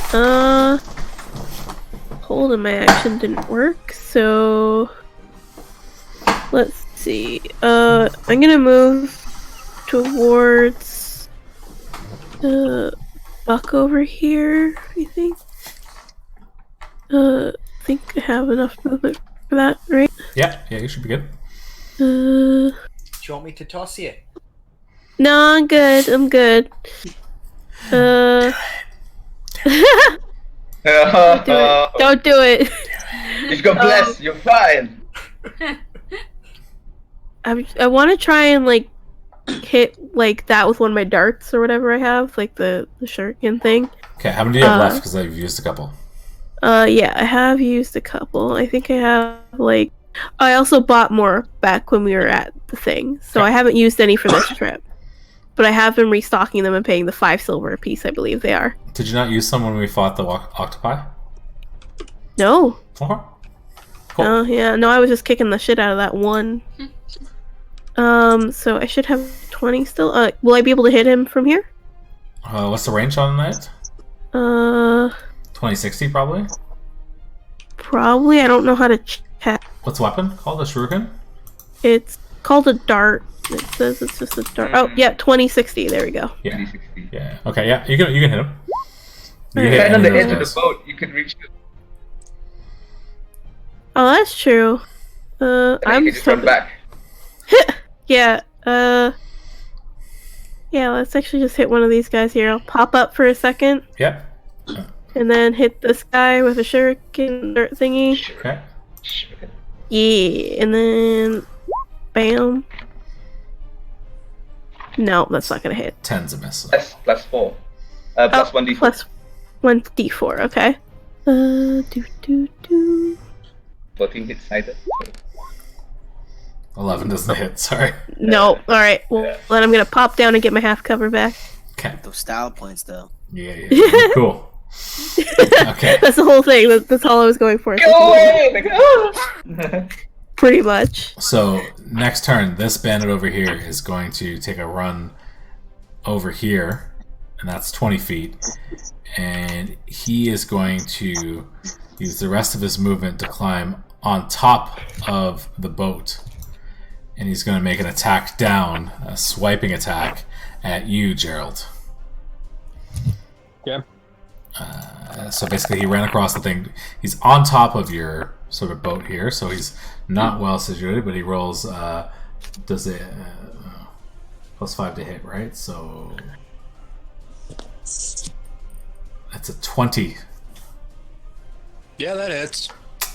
Okay. And he's Even going... with the half cover, that would hit. What does half cover give you again? It gives you extra AC, right? Or +2. Plus two, +2. right? Yeah, okay. That's only for range attack. Yeah, he's above you, kind of like swooping down here. So you're gonna take 6 damage as he swipes down his axe at you.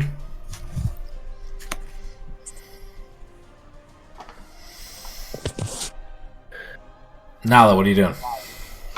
Can I like somehow squeeze around that guy? Like, is there a crate in the way, or can I stand next to him? Which one? Sorry. The bandit that jumped on board. He's on top of the boat, so Gerald pushed the boat upwards to sort of block the rope, and he's sort of standing on top of it. Okay. So you could get up to him. Yeah, I'll try to get up to him then. Okay. So here. And then I will rage. Okay. So you're going to use that, Gerald, as a reaction? Yeah. Okay, so you take no damage that turn? Yep. Okay, so you're going to rage and you're going to run up. So he's unstable footed on top of that. Does a 10 hit? Oh wait, plus blast.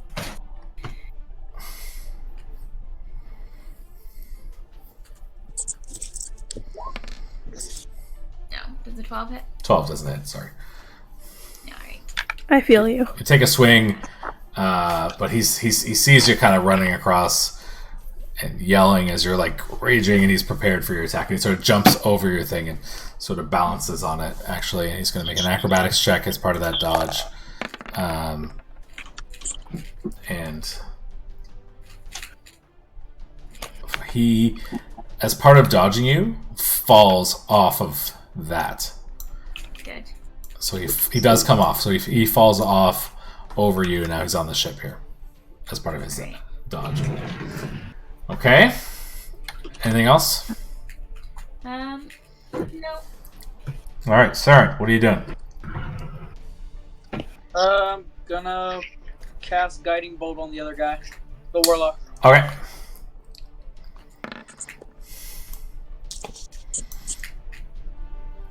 Would that hit? 26? Yeah, 26 fucking hits. Nah, it doesn't hit. What you talking about? Okay.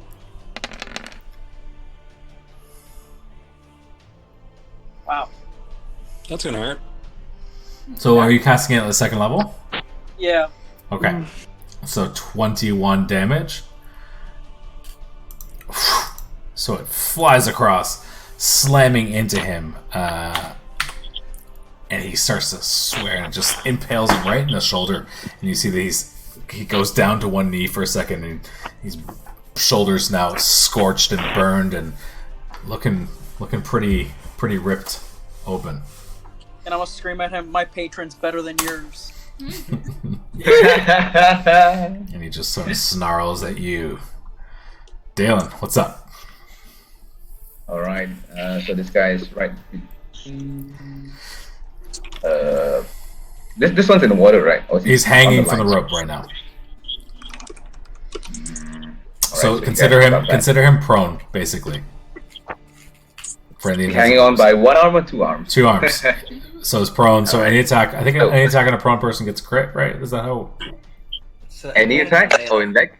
Sorry. Advantage, just an. Yeah. So I would say you get advantage on attacking him, basically. Yeah. So first things first, I will conjure a spiritual weapon of a tree trunk holding a mace, holding a rock right behind it, and Okay. slam it down on his head. Okay. So roll damage. He's going to make an acrobatics check to see if he holds on. And 19 to hit. he falls into the water. That hits. Ooh, nice. And I'll Did you keep roll the extra hex damage too, by the way, Sarah? Oh no. It was D4. Yeah. The D6. D6, 1d6. Yeah. Oh, Heck. It's not hex based curse, it's hex. So hex is a d6. oh okay. But it uses your first level spell slot. Okay. So roll a d6. Okay. Fine.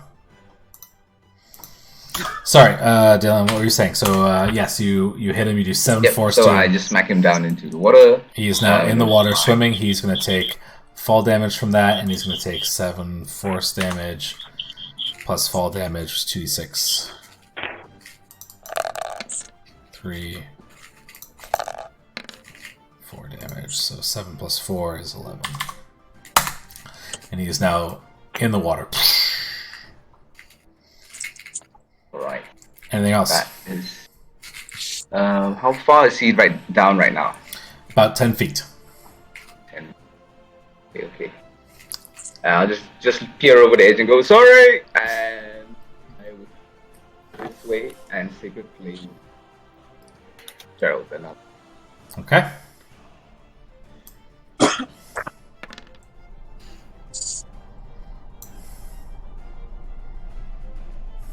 Oh, radiant damage. 16 dex A. Yeah, 14. Dex A. Sorry. So does he make it? 6 plus 2. 8. No. Does not make Nope, it. So he takes 4 radiant damage. 4 radiant damage, correct? Yep, and I will just like get back behind the boat and kind of like take cover again. Yeah. Okay. Great. Gotcha. Alright. This bandit here is in the water, is going to try and climb up. So he has to make a strength check. And roll a 15, which he rolls a 14. So he can't get a grasp up. So he's there trying to get a hold of the boat, not actively doing it, but trying to climb up. Gerald, you're up. There's a bandit that just got knocked off the boat you had set up behind you. There's another one in the water down there. That's all that's on the ship right now. How close is the one behind me? Literally, like, on your ass. Alright, cool. Well, I'm going to stab it. 23 hits. The damage Yeah, click the actual spear word. on the chat box. No, sorry, what is it? It's Yeah. 1d plus 4.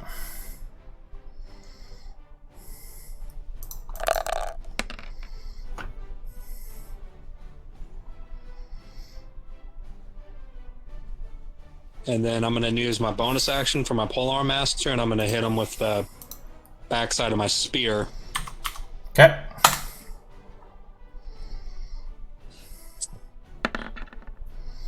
Okay, that didn't hit. No. And you try. So, like, you smack him down because he's sort of there, but, like, you're not. He's sort of, like, moves around and dodges you. So he's good on that attack. Okay. Buckholz, you're up. All right, I want to get in on this spellcaster. Can I get to the top of the stairs? Yeah, I think it's about 30. Let's see. It's about 30 feet to the top, I'd say, from here. Yeah, 30 feet to where you're at right there, yeah. Oh, I can go 25. So. You get to the top stairs. You can kind of see him. He's got partial cover at this point. Just from where you're at right now, because of the boards and the railing on the ship. All right, I'm gonna take a shot at him with Firebolt, which has advantage, right? Because of Guiding Bolt. Sorry. Yeah, I guess that's true. Next attack on him has advantage, right? Because of Guiding Bolt. So that. 21. Yeah. Max damage. And the fire takes up across and smacks into him, and he swears. He's like, "What the fuck?" Takes another 10 damage, looking pretty hurt. Good. That's all I can do. Okay. Actually, can I have my octopus in the water try and grapple that guy? Which one? The one down the bottom, or the one on the top? One of the ones in the water. Yeah, you can do that. Give him disadvantage on strength checks. So make it more difficult for him to climb back up, basically, because he has to make a... Yeah, if he's grappled, the speed is 0. So, I don't think... Oh, it's so terrible. If you can grapple him, so you could grapple him, or you could give him disadvantage. You could just distract him and give him disadvantage on his ability checks. Okay. It's up to you how you want to do it. Like, if you want to just like get up into his face and make it hard for him to climb up, like an aid action. If he gets grappled, would he technically be drowning? Yes. Yeah, just pull him under. Yeah, it would, because he wouldn't be able to move. I mean, it's gonna be a shite roll, but I'm gonna try it anyway. Go. So 0. So Squiddy tries to get up in this guy's face, and he we'll just do this for Squiddy. He's trying, but He's little, okay? he's little. He's tiny. This guy's like flailing, trying to get aboard the ship and keep up with the ship as it goes. Right. So, All right. okay. Next up, this guy. He is going to run across and jump down, and when he lands, he's going to attack Matcha. Go for it. All right. He's going to multi-attack. 2 attacks. First one is a 14. Hits.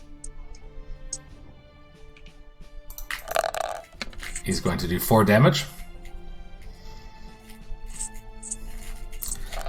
Second attack takes a second swing at you. That is a 9. Does not hit. Okay, so if the first one he comes down and sort of, you weren't ready for him, he lands there, you didn't see him like to sprint across, and he catches you sort of in the side and sort of cuts a bit through your armor, but not too much. And then he makes the second swing, but you know he's coming, and you deflect that blow. And that's his turn. Now, this guy over here is going to scream, and he is going to go up to this last cannon and shoot it. Okay. And that one also fucking fizzles and passes across the metal siding of your ship. Obviously these are sharp, but the ship here looks like it was built for by the military or by the people of Everlook for this. So they've got some like metal siding on the side of the ship to prevent this kind of thing from happening. So those have all bounced off. The first 2 look like they were lucky, but pretty sturdy. So they've got 2 hooked anchors right now. And as seeing his anchor fail, he's going to use the rest of his movement to get halfway, just on top here. Break the ropes. And that's the end of his turn. And now, Matcha, you're up. Alright. For my bonus action, I'm going to summon my Hawk Totem, right? Right Okay. there, that blue spot. So anything within 30 feet of that has... any ally within 30 feet has advantage on perception, and I can use my reaction to give you advantage on a... And for my action, I'm going to cast Gust of Wind.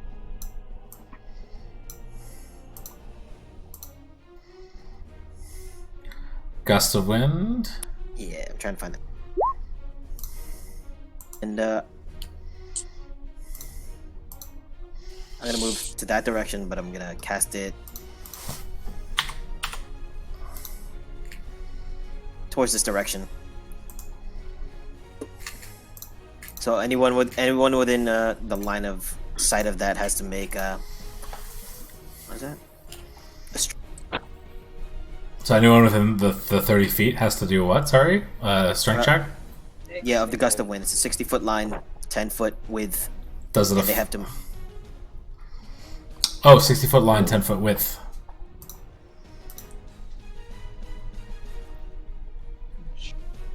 So how? Matcha, where's the totem again? Where did you put the totem again? You put it where I put it where the heart is. Alright. So you're doing a straight line that way. I see. Okay, Yep. so let's delete that. And let's do this. So basically from here to here, like this. Right? Yeah. Okay. More towards that guy right on the rope. Okay.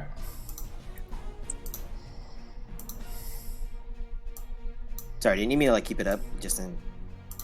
I'm just trying to. I was trying to just. I can't select it right now because there's so much shit in the way. But yeah. Fucking zoom in. There is a lot of drawing. So like kind of like this kind of deal.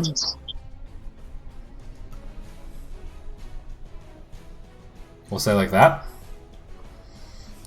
I'll just delete that. More this way. Oh, wait. Okay, keep that up. Keep that up. Draw that. Draw it how you want it. 60 feet.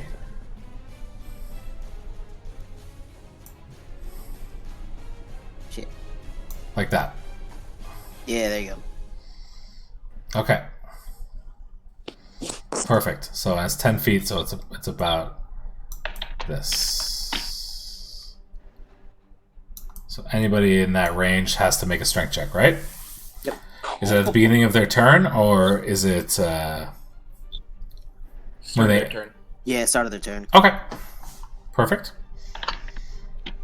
Awesome. Anything else? Nope, that's it. Okay, so that how 10 feet high? You No, said just 10 feet. No, just 10 feet width. width. How high is it? Straight? So it's like a straight line. Okay, so this guy in the water won't be affected by that. So he's going to come up here and he's going to try to climb up, and he's going to make that. So he uses the rest of his movement. He now has climbed up on the side of the ship here. And he makes it up, and once he's at the top, you guys are obstructed down there. He can't really see you because the boat's in front. So the only person he sees is Mare. So he's going to go and throw an axe at Mare. Rude. And rolls a 15. 15 doesn't hit. So he's going to make a second axe roll at you. And he rolls a 17. Doesn't hit. Okay. That's it for his turn. This guy over here is going to run up through it, make a strength check, I guess, as he passes through it, right? Yeah. Yeah. What's the difficulty on that? 14. DC. So 9 plus strength is, so he's gonna get knocked over as he runs through it, and use the rest of his movement to stand up. Okay, this guy over here is just going to take another axe and chuck it at Buckholz. Bring it. First attack rolls a 9 plus 5, 14. Nope. Okay. As it flies overhead, you're ducked behind cover. Makes another swing at you. Rolls a 24. Just barely. Just. Okay. So he's going to hit you for 5 damage. That's fine. Just pings off my arcane shield. Just kind of like slits across and sort of cracks it a little bit as it flies, hits you, and bounces off into the water. That's the end of his turn. The cultist at the bottom here, this guy here, is going to peek his head up. He's going to cast Hexblade's Curse on you. So you are now cursed.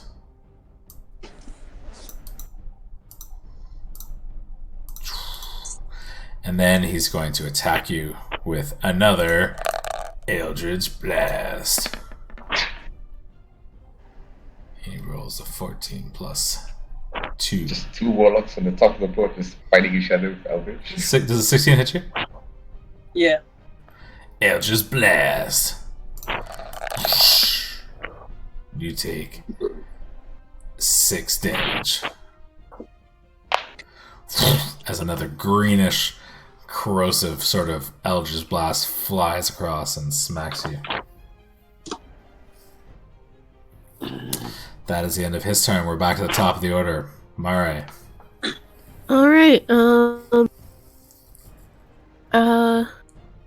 is this guy, like, is he, like, on the edge, or He's in is the he, water. like- trying He's to in the climb water up still. to the ship, trying to keep up with the ship. Swimming as Okay. his life depends on it. There's a little Okay. octopus like splashing around. It's not very effective, but it's down there too. Alright. Okay. I'm gonna go over to this guy then. Okay. And I'm gonna hit him. Okay. Let's start with the quarterstaff two-handed. 20 to hit. 20 hits. 7 bludgeoning. Okay. I'm then gonna do the monk unarmed. 26 to hit. Hits. And 6 bludgeoning.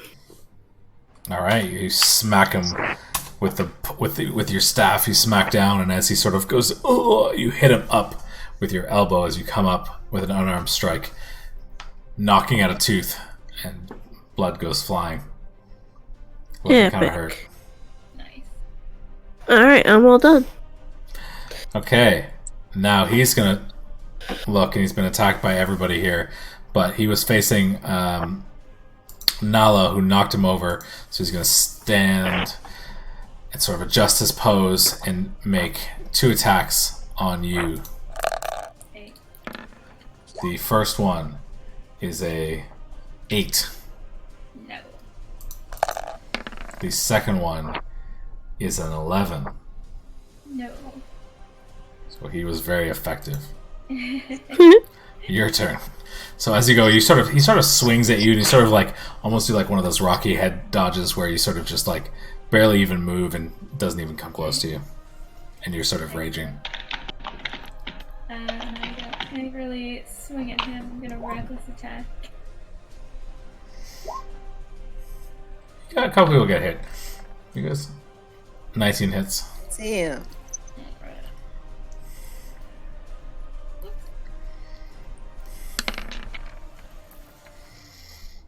So, Fuck. 14 plus 7, so that's 21, right? Yep.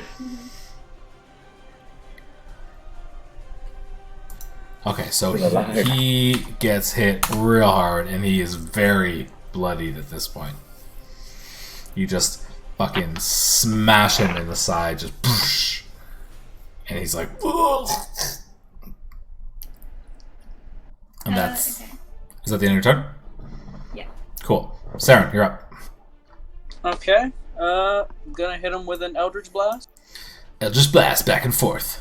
Yeah, it's basically going to be that while continually screaming how my patron is bad. 9 does not hit. Yeah. I'm gonna use my reaction to give him an advantage on that.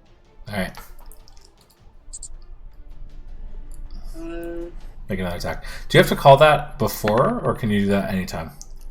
It doesn't actually specify.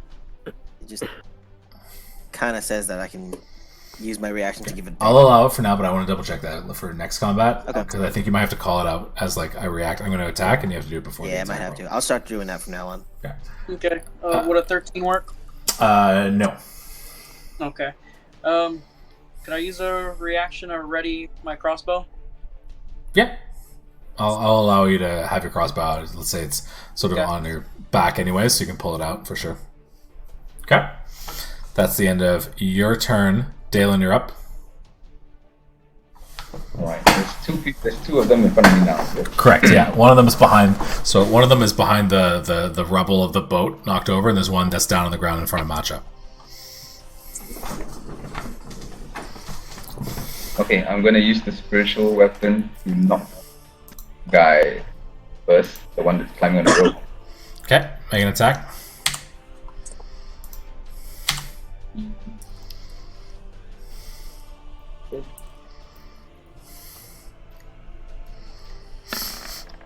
$18 hits. 18 to hit.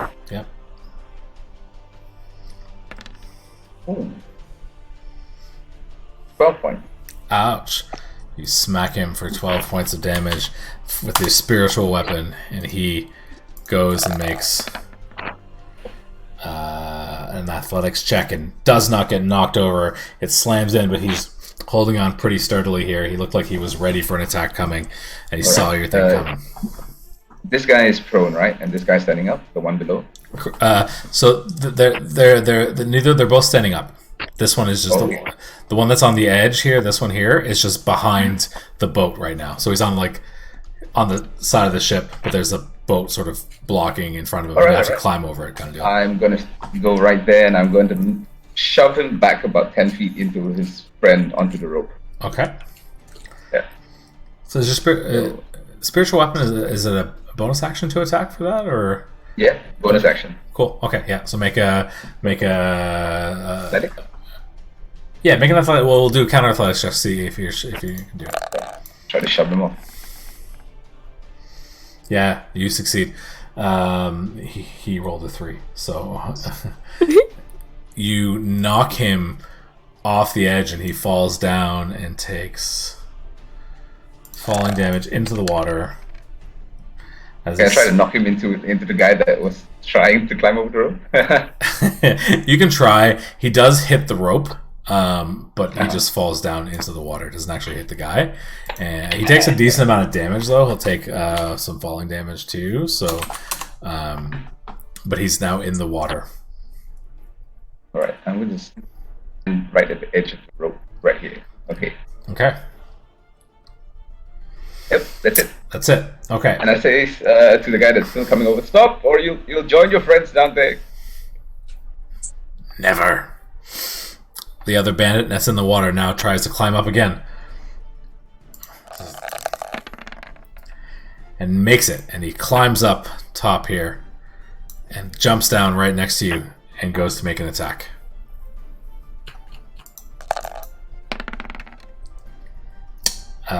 Does an 11 hit? No. I can't roll anything but a 6 tonight. That's fine. Don't worry about it. Just keep doing literally, that. my rolls are 3, 4, 6, 3, 4.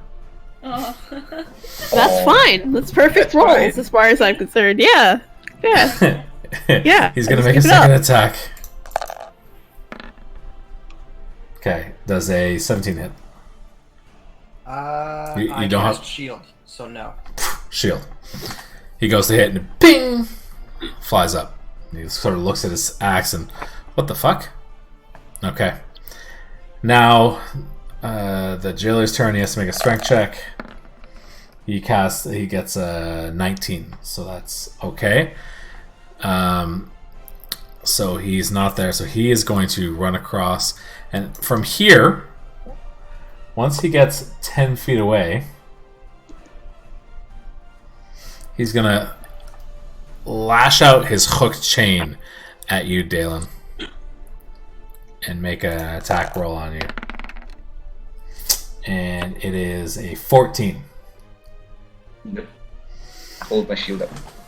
He slams into the shield, and doesn't do anything. And then he's going to do it again.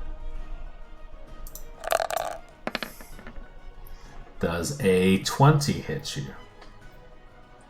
Yes, it does.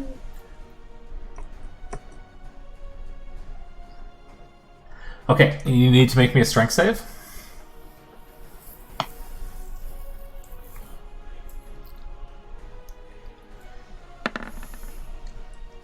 Whew.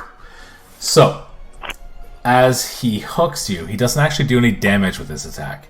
His chain wraps around your weapon and he pulls. Luckily, you hold on to your weapon, but you are currently grappled. Oh. Okay, and then he's going to make his third attack where he's going to try to pull you back into the water. And he rolls a 3. So you can make a strength check against him as he tries to pull you in.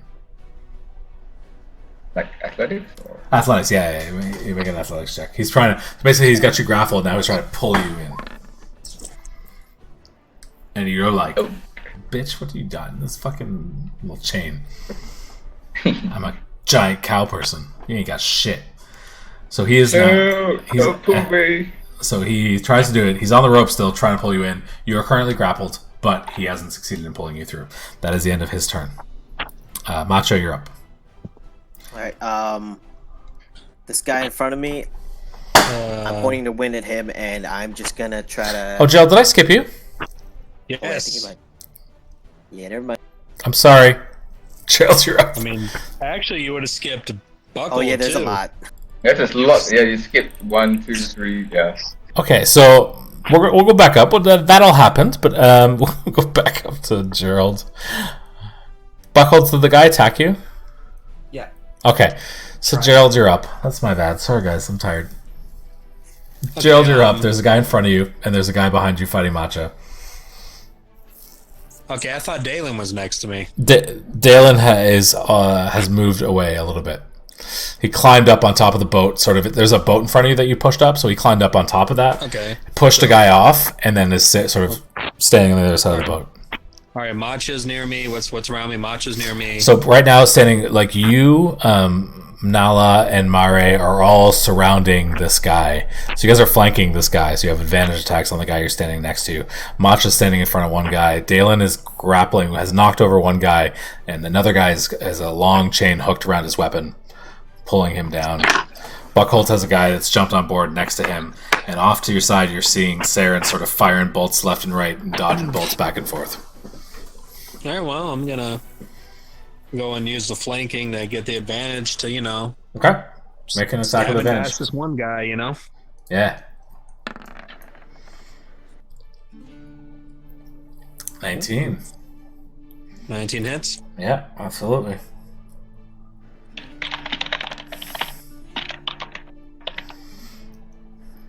Eight damage. How do you want to do this? Oh, and 12 damage. Yeah. It's so not this bad. is kill him. Yeah, you kill him. What are you doing? I'm pretty much just gonna take my spear and just like ram him through, Yeah. and then I'm just gonna pretty much just shoulder butt him off my spear. Alright, he falls over, sort of dead to the ground. Alright, so sorry, Buckholz, you're up. There's a guy in front of you. What are you doing? I'm gonna smack him with my hammer with a booming blade. Alright. Maybe? 13? Yeah. Yeah, 13 hits. Fantastic. So 9 points of bludgeoning damage to him. Mm-hmm. And I'm gonna take a 5-foot step away from him. Okay. Actually, well, more than 5 feet. I'm gonna try and get up top. So he's going to make an attack on you, a reaction attack. And again, because I'm rolling only 3s and 4s, he rolls a 4. So you. He moves, so he gets a thunder damage. The best. No, he didn't move. Yeah. I think it's he'll just have to away move. from his space. Yeah. Oh, only with movement? No, yeah. Yeah, he'll have to move because he's got no one else to hit. So, Yeah, so he will take damage when he moves. Yeah. and not that it really matters, but I'm gonna have Rogue slowly climb his way up the ship. He can make it up. He can make it up top. Yeah, that's about He's 15. got 5 feet of movement. 5 feet of movement. Okay, so 3 turns. Yeah. So he's in 2 more turns. He can be up top. Cool. That's me. Okay. So did we do Matcha? Did the bandit in front of you attack you this turn? I don't think he has yet. No. Okay. So I skipped all that stuff. Okay. So just the jailer has gone. So then Matcha, the guy in front of you, is going to make a strength check. Right? Yeah. DC 14. Okay.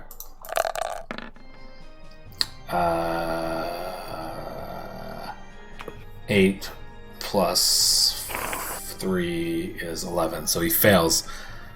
So that means He'll he be gets pushed away 15 feet away from me. he gets knocked overboard. And then he's going to try to grab onto the side of the ship and try to climb back up with the rest of his movement. He's going to make that, so he will sort of swim up and climb up over here. But that's yeah, because that uses 15 feet of movement plus half his movement to get up, so that's 30. So he is up, and he's about. Let's scale this down a little bit. Yeah. So I would say he's about 10 feet away from me right now. That's the end of his turn. There, the jailer already went. Did he Macho. fail his save? Yeah, he failed to save.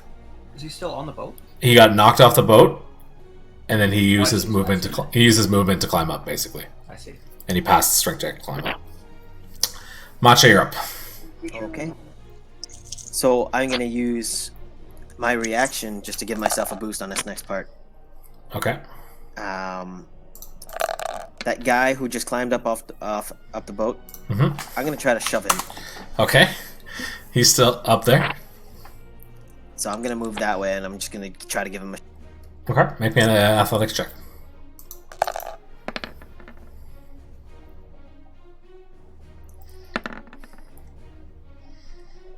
Okay, he rolled an 11, so Damn. Alright. you try to push him, and Somebody's in the water. Can you use control water to like make a cube Yeah. of ice around your head? Unfortunately, I can't. I wish I could. you can make it harder for him to climb up. Okay, so that fails. So that's your action to try to push And I'm him gonna off. use my bonus action Yeah. just to shift that wind. Just to change the angle of that. Okay. What do you... From more towards this way, Okay. onwards.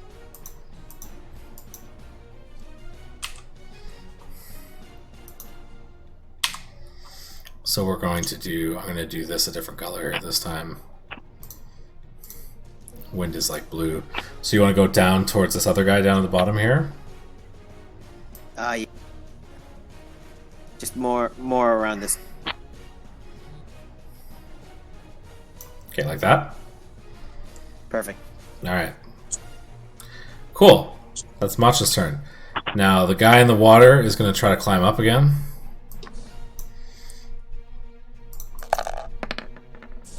And he succeeds. And then he's going to make a strength check as he gets up top. And he succeeds. Okay. Okay, we're good. So he climbs up here. And he's going to push Dalen.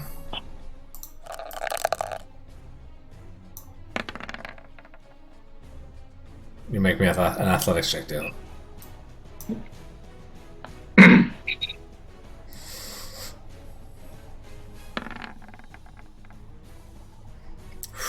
Nine. You're safe. You rolled a 7. Oh, he rolled a 2. So, anyways, and he swears, and he backs off a bit because he feels that the wind's on him. So he's gonna. Alright, come back here, and I will. Hold on again. Cast. Can go action. I shall cast. You know what? Yeah, I'll do this. Inflict wounds on him as he tries to pass me. Okay.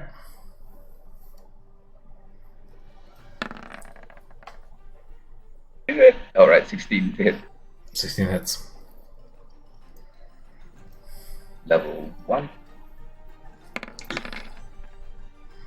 Jesus, 6 inflict wounds. That's fucking 3d10 at level 1. Yep, yeah. God damn. Don't touch me! And I just try to smack him. and it's like, oh, it's necrotic damage. It's necrotic damage, eh? Yeah, it's Yeah. necrotic damage. So like he just like, oh, it hurts, and he looks kind of hurt and he backs away a little bit. Sorry about that. Okay, so that was. Make sure I don't fuck up the torn order again. That was that guy. Okay, this guy. He's going to run across. He can't even run across. He's going to run up here, use 10 feet of movement, and get about here. And he's going to throw an axe, throw 2 axes at Dalen from the rope. Jesus Christ, their upper body strength is amazing. Yeah. And So the lower body strength. he rolled a nat 20, so 25 to hit. Just hits. 25 to hit, so it's But damage. it's going to be 4, 5, 6, 7. You take 7 damage from the first attack as it slams into you. One comes save. And then he rolls.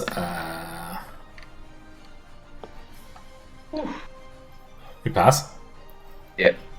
Okay, second attack hits you as well. 18, I think. Plus 5, 23. 18 just hit. Okay. So he's going to make another. You're going to take 4, 5, 6, 7. Another 7 damage. 7 damage. As he throws his last And another con save. throwing axe. Oh, wait, yeah. And that's it for him. Yep. This Good. this bandit over here is in wind. He's going to make a strength save. And is a 14 plus 3, 17. So he's safe. He's going to move out of the wind. And all he really sees right now is Dalen, so he's going to make another attack at Dalen.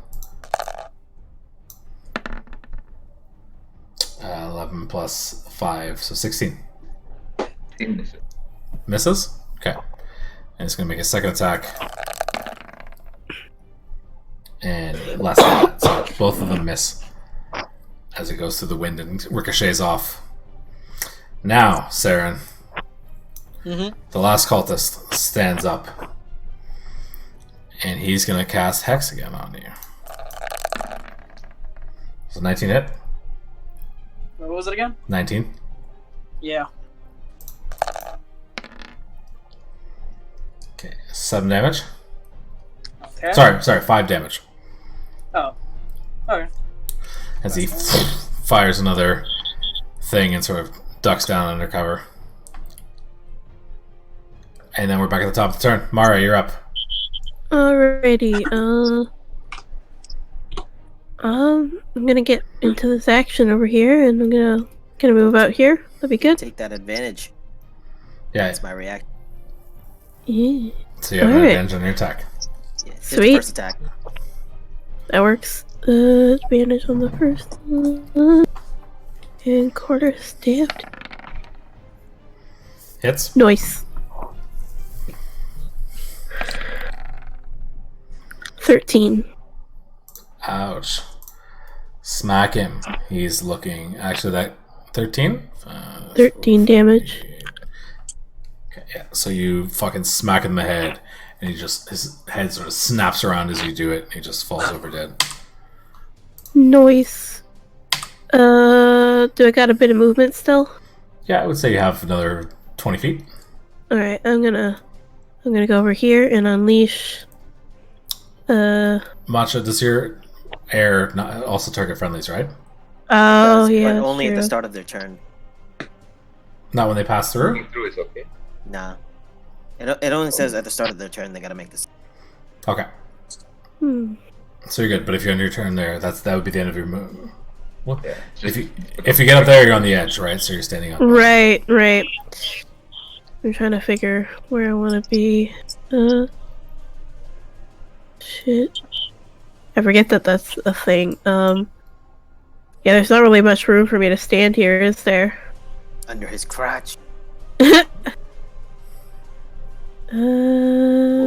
feet wide. Okay. That's quite big, actually. Yeah, That's it's actually pretty big. everyone here as well. Yeah. Crazy. Yeah, I think I'm gonna hopefully. I'm gonna wait it out back here. Or at least get 2 attacks in on the next time I'm over there. Okay. Yep. Good? Yep. Good. Okay, so that's Mara. Nala, what are you doing? I'm gonna make it over to this guy. Okay. And attack him. Okay, make an attack roll.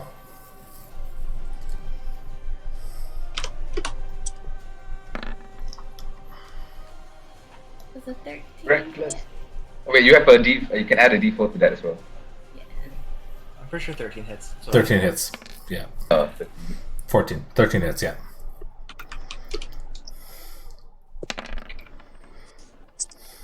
Okay. He's going to take 14 damage. And you smack him over on the side, and he sort of gouges in and slams into the side of the ship as you smack him hard with your attack. Yeah. And I'll just scream at him. Okay, Saren. Did I ever? Yeah. You ready I'm gonna to cast Eldritch Blast again. Okay, you ready your crossbow too. You did say that, so. Yeah. Yeah, I did ready it. Okay. Eldritch Blast. He's kind of covered. He's got partial cover right now. Okay. 14 does not hit. Damn. Did I ever give him a disadvantage for Hex? You gave him Hex. You didn't give him what? What check? Strength. Oh, wisdom checks then. Okay. Okay. And yes, that's pretty much it. Okay. Cool. Dalen, you're up. Alright, let's continue smacking the guy in the rope with the Okay. spiritual hammer. Yep.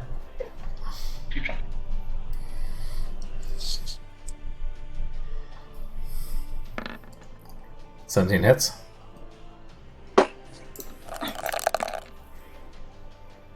He makes his strength. He makes his acrobatics check. He doesn't get knocked off, but takes 7 force damage.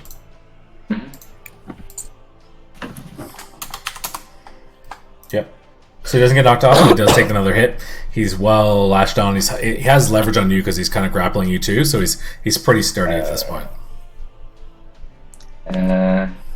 I'm like, shit, I'm gonna cast. My bad. Yeah. Yeah, Dalen's just gonna stand there like, oh god, Sylvanus, save me! And I will cast Sanctuary on myself. Okay.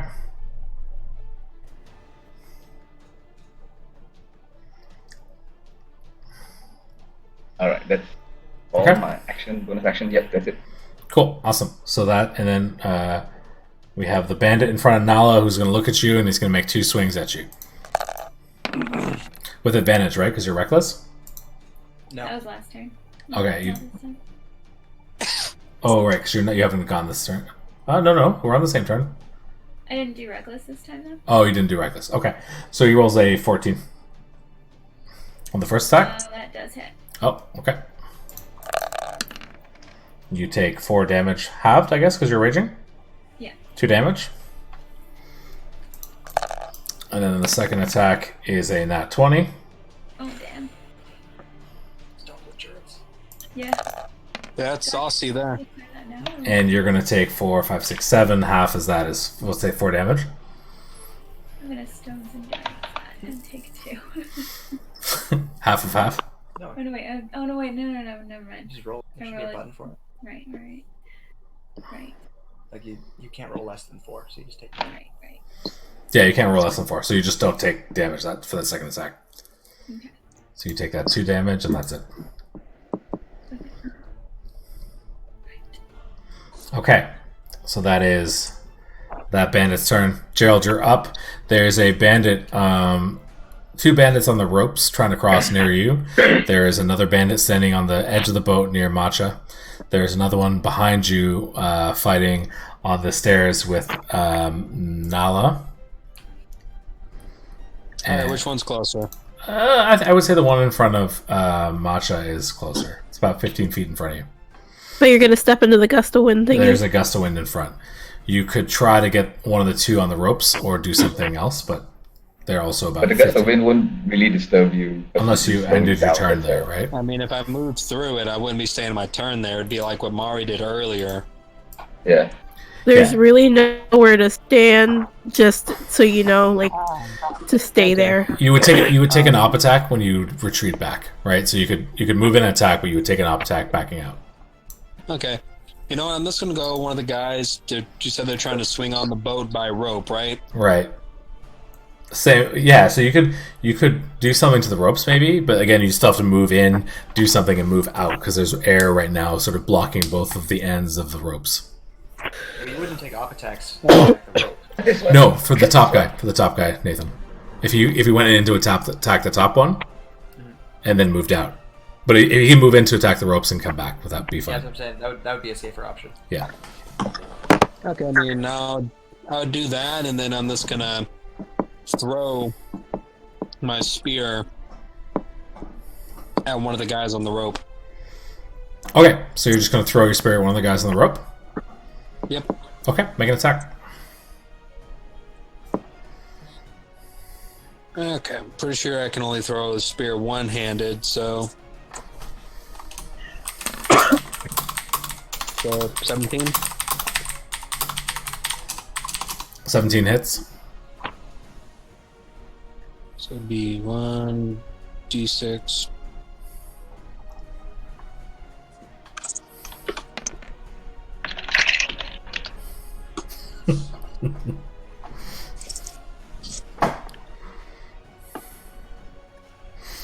Okay.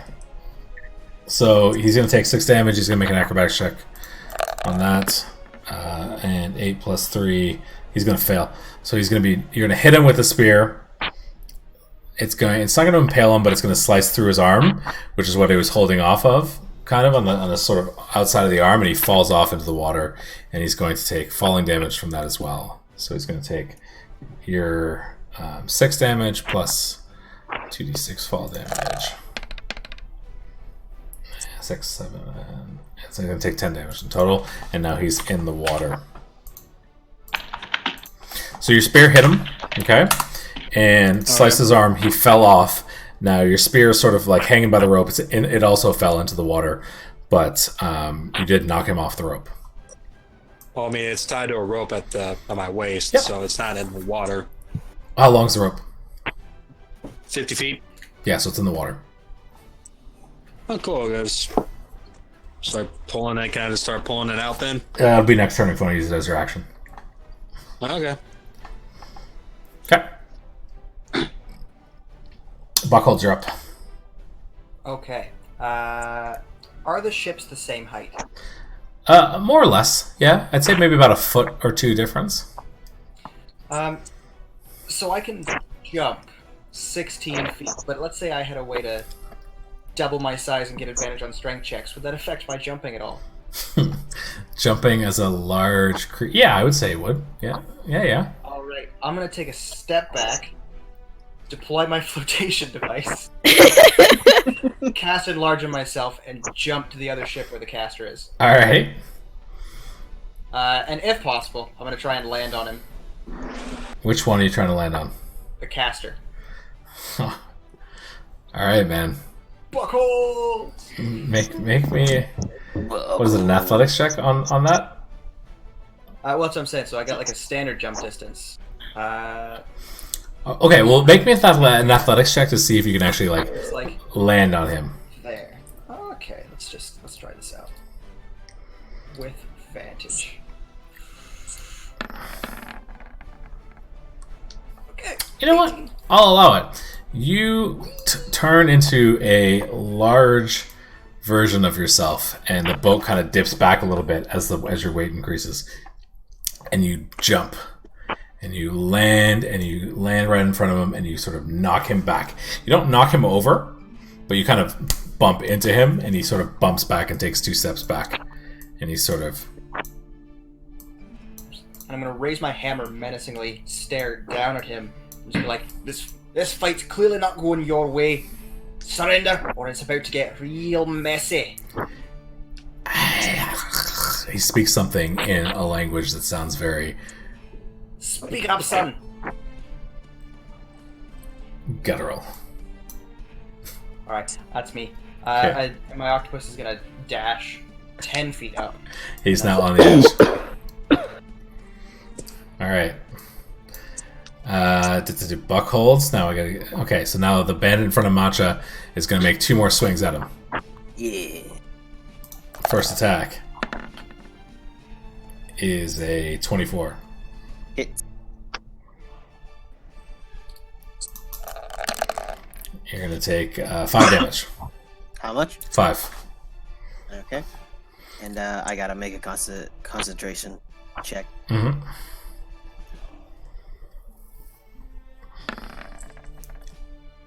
Hey, I'm good. You're good. He's gonna make another swing at you. 21. Still hits. You're gonna take another 7 damage. Again. Oh, I just make it. It's a 10, right? I think so. Con save is 10 and up. Yeah. So you're good. Oh, you're gonna need to do better than that. Don't do better than that. All right, so that is the end of his turn. Now the guy on the rope here, who's getting slammed in all possible directions, is going to make a strength check. And finally, after all this stuff, he's going to get knocked back 15 feet. Off the rope here.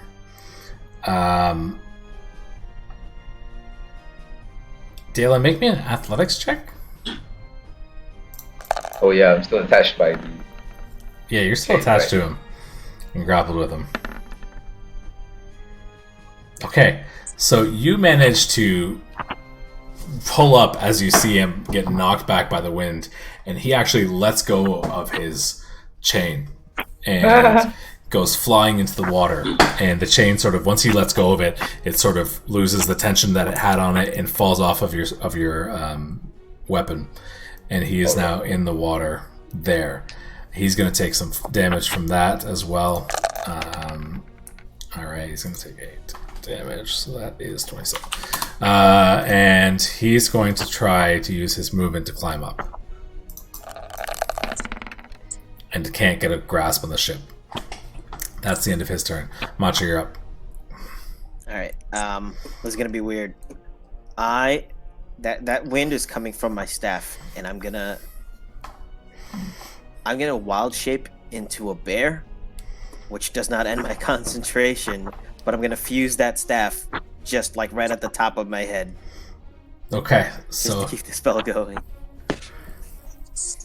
can you wild shape? And I don't know if it works. I don't know if you can keep. It takes an action to wild shape, but I just don't know if you can whether- keep weapons out. Can you? Oh no, actually I can. Oh, never mind. You know what? Screw it. I'm just gonna end Gust of and turn into a bear. All right, cool. You're in a bear. Gust of wind is.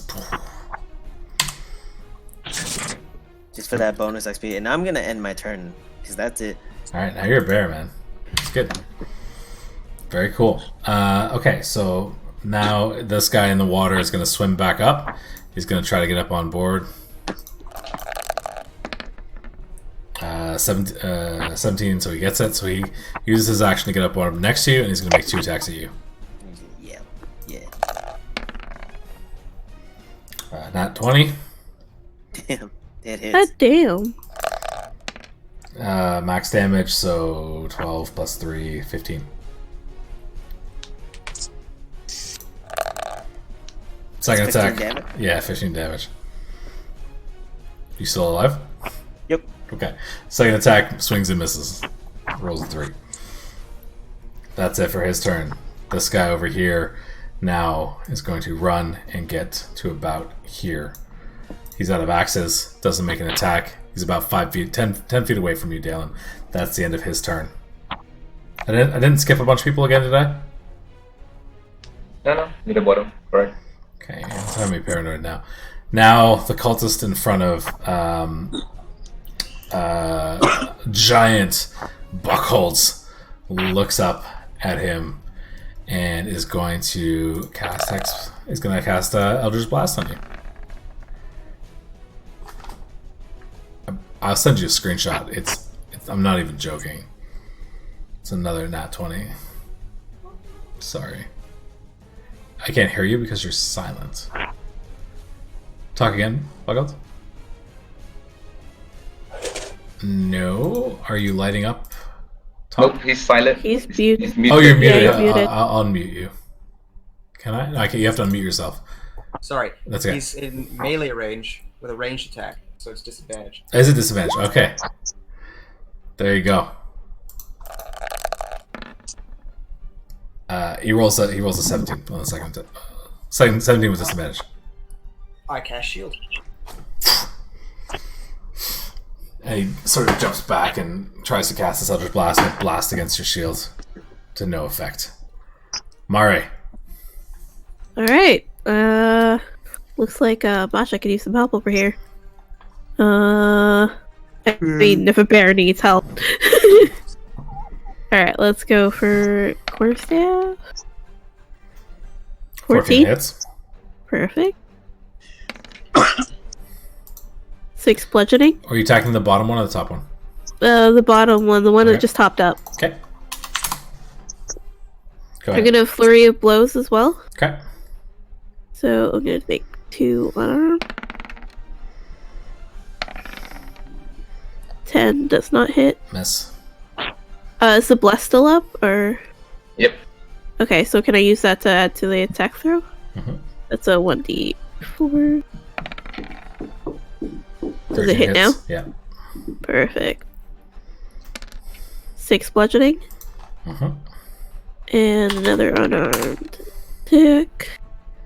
Hits. 17 hit. And 7 more damage. Okay. He's looking kind of hurt, but he's doing okay. Alright, that's my turn. Nala, you're up. Alright, I'm gonna go for the guy that I'm in front of again. Do it. I will reckless this time. Alright. Reckless.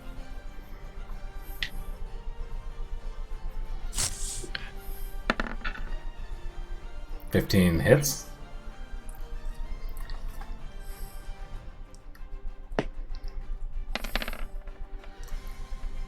Ouch. 23 damage. How do you want to do it? Oh god. I'm gonna bash his skull in.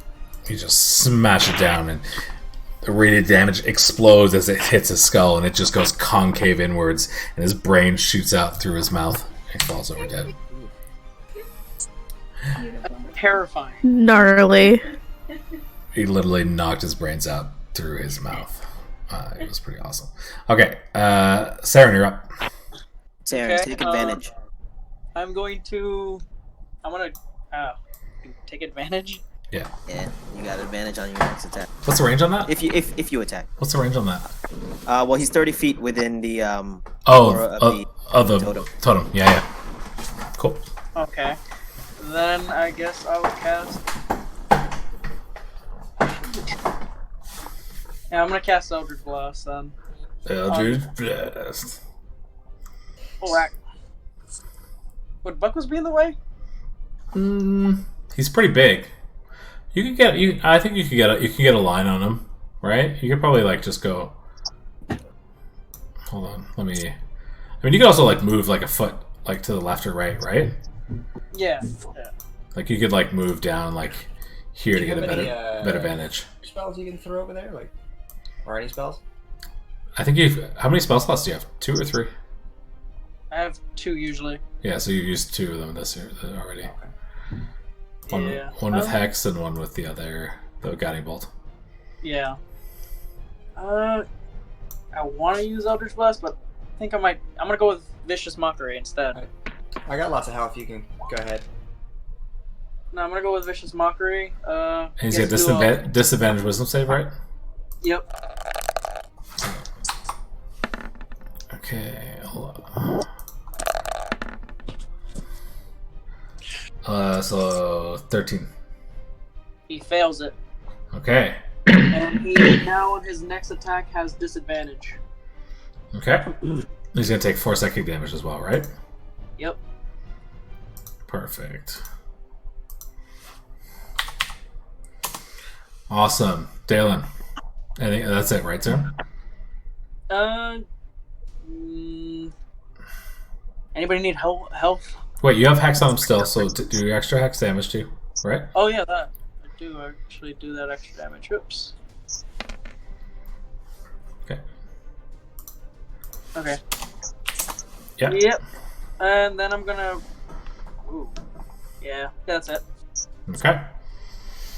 Awesome. So that is it for you, my friend. Dalen, what's up? This guy's still climbing the rope in front of me, correct? So I will smack him again. Yeah, go ahead. Mace. Crucial weapon. Here you go. 13 hits. 14 to hit. He's going to make an athletics check. He's okay. 9 He's going damage. to take 9 force damage.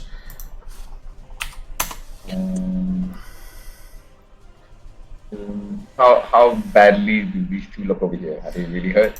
One of them is, what's bloodied? Half? The one in the back, not really. He's pretty good. One in the front's taken some damage, but he doesn't look too bad. He's maybe bloodied, like...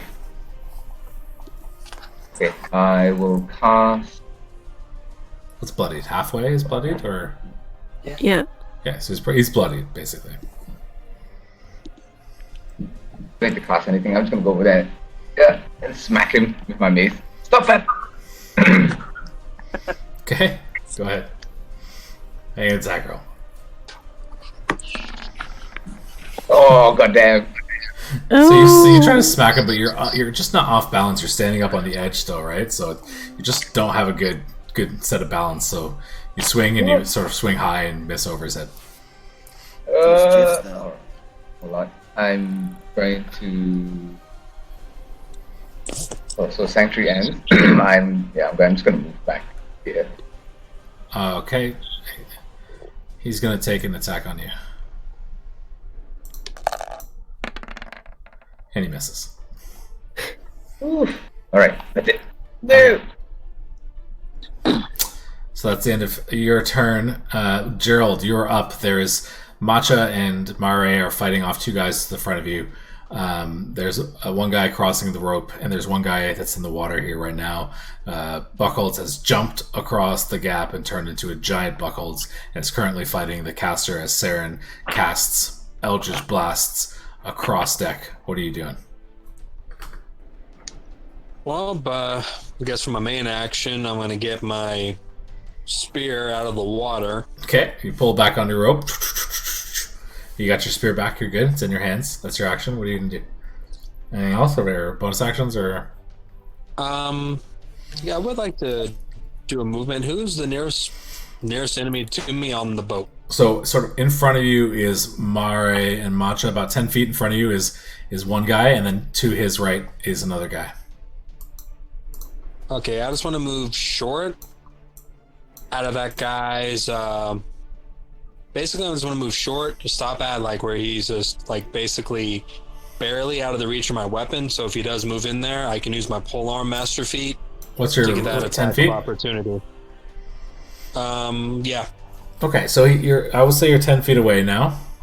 Okay, he's kind of stuck. He can't move because he's got a boat to his side and he's got Mare in front of him. But if he does move any closer to Mare, then you could hit him. But right now you won't be able to get him. Yeah, that's all I can do, right? Yep. Okay.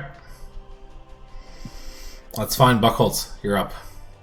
All right, I'm gonna try and drop a Buckholz bomb on this guy. I don't like the sound of that. Oh no! You try to swing. You're not used to being large, right? The proportions are off, and you just don't do this often. So you go to make a swing, and he kind of ducks underneath it and don't hit. Rude. All right, I'm gonna circle around. Okay. And I don't think I can do anything else. Okay. So, I did my best. You did good. Okay, so then the one in front of Matcha he sees the bear, and he's gonna make another swing at you. 2 swings. First one is an 18. Hit. For 7 damage. I am back to human, and he's gonna make a second swing at you. 15. hit.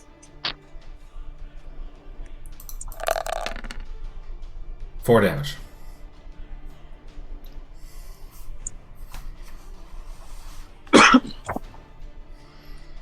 Watch, just looking hurt. Yeah. I'm still good. No, I'm not.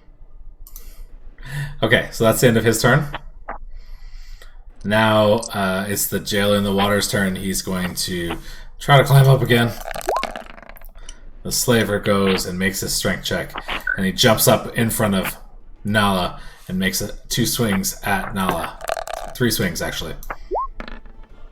Natural 1. Fuck. Second one is a 23. Yeah. So he's gonna try to swing at you with his chain. Smack And you himself. take 7 plus 3, 10 damage. 5 damage.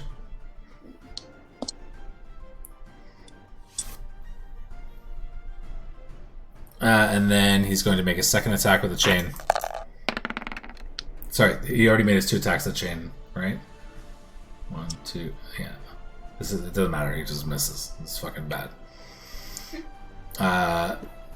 So he swings one more time with his hook and misses to you. And that is the end of his turn. Okay. Matcha, you're up now.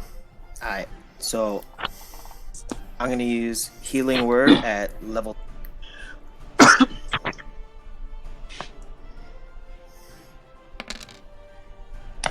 Oh, sweet Jesus. Okay, and then I'm gonna attack the guy next to Mare. So you're gonna take 9 healing? Okay. I'm gonna use my dagger to attack him. Alright. Okay, you hit and you do 3 piercing damage to him. And I end my turn. Alright. So you make a swing at him, do some damage. That's good. The one that's in front of that, you just hit him and he's sort of kind of slits him across the other side, but he's still looking good. He's going to make another swing. 2 attacks at Mare. Does a 14 hit? No. And then less than that. So both those attacks swing at you and he misses. Hey. Did he move within range of my spear? No, he doesn't. He's sort of like in combat with Mario right now, so not really moving. I remember being right next to Mari. Yeah, he hasn't been moved. Like they are in 1-on-1 combat, standing in front of each other. Okay.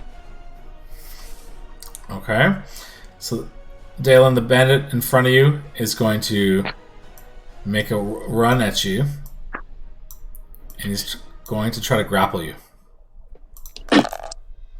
Make me an athletics check.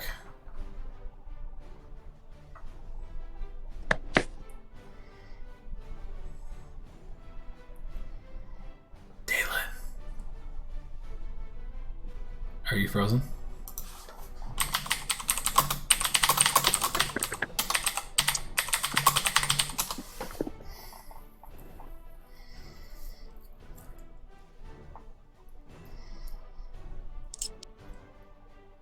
Dalen hasn't blinked in a really long time on my screen. Oh, there he is. Okay. His head just turned. We'll see. Can you hear me?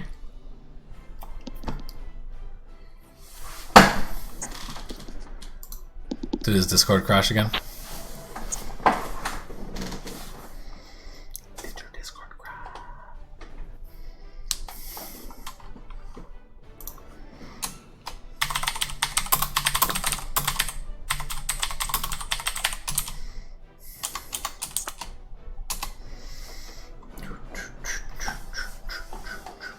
Okay. Well, we'll come back to that. And we'll see if that wins. And the last guy is the one in front of you. He's now going to make a swing at you. Buckholz. He rolls a 12. Nope. And that is the end of his turn.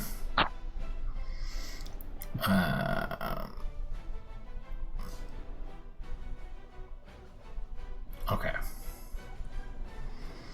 I don't know if Dalen is alive or not.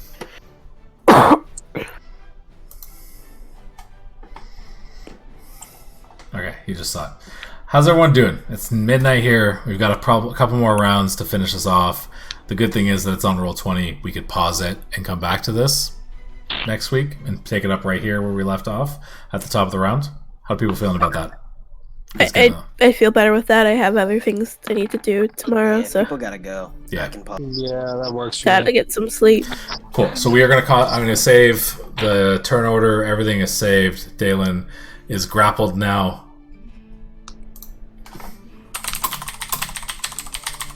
Okay. And that's where we're going to end it for tonight. Sorry we ran long. kept pushing him in the water. Just murdering him. Yeah. Well, you guys didn't like. I thought you could have kind of like cut the ropes. Like you started, and then you're like, nope. So, anyways, I took so many hits.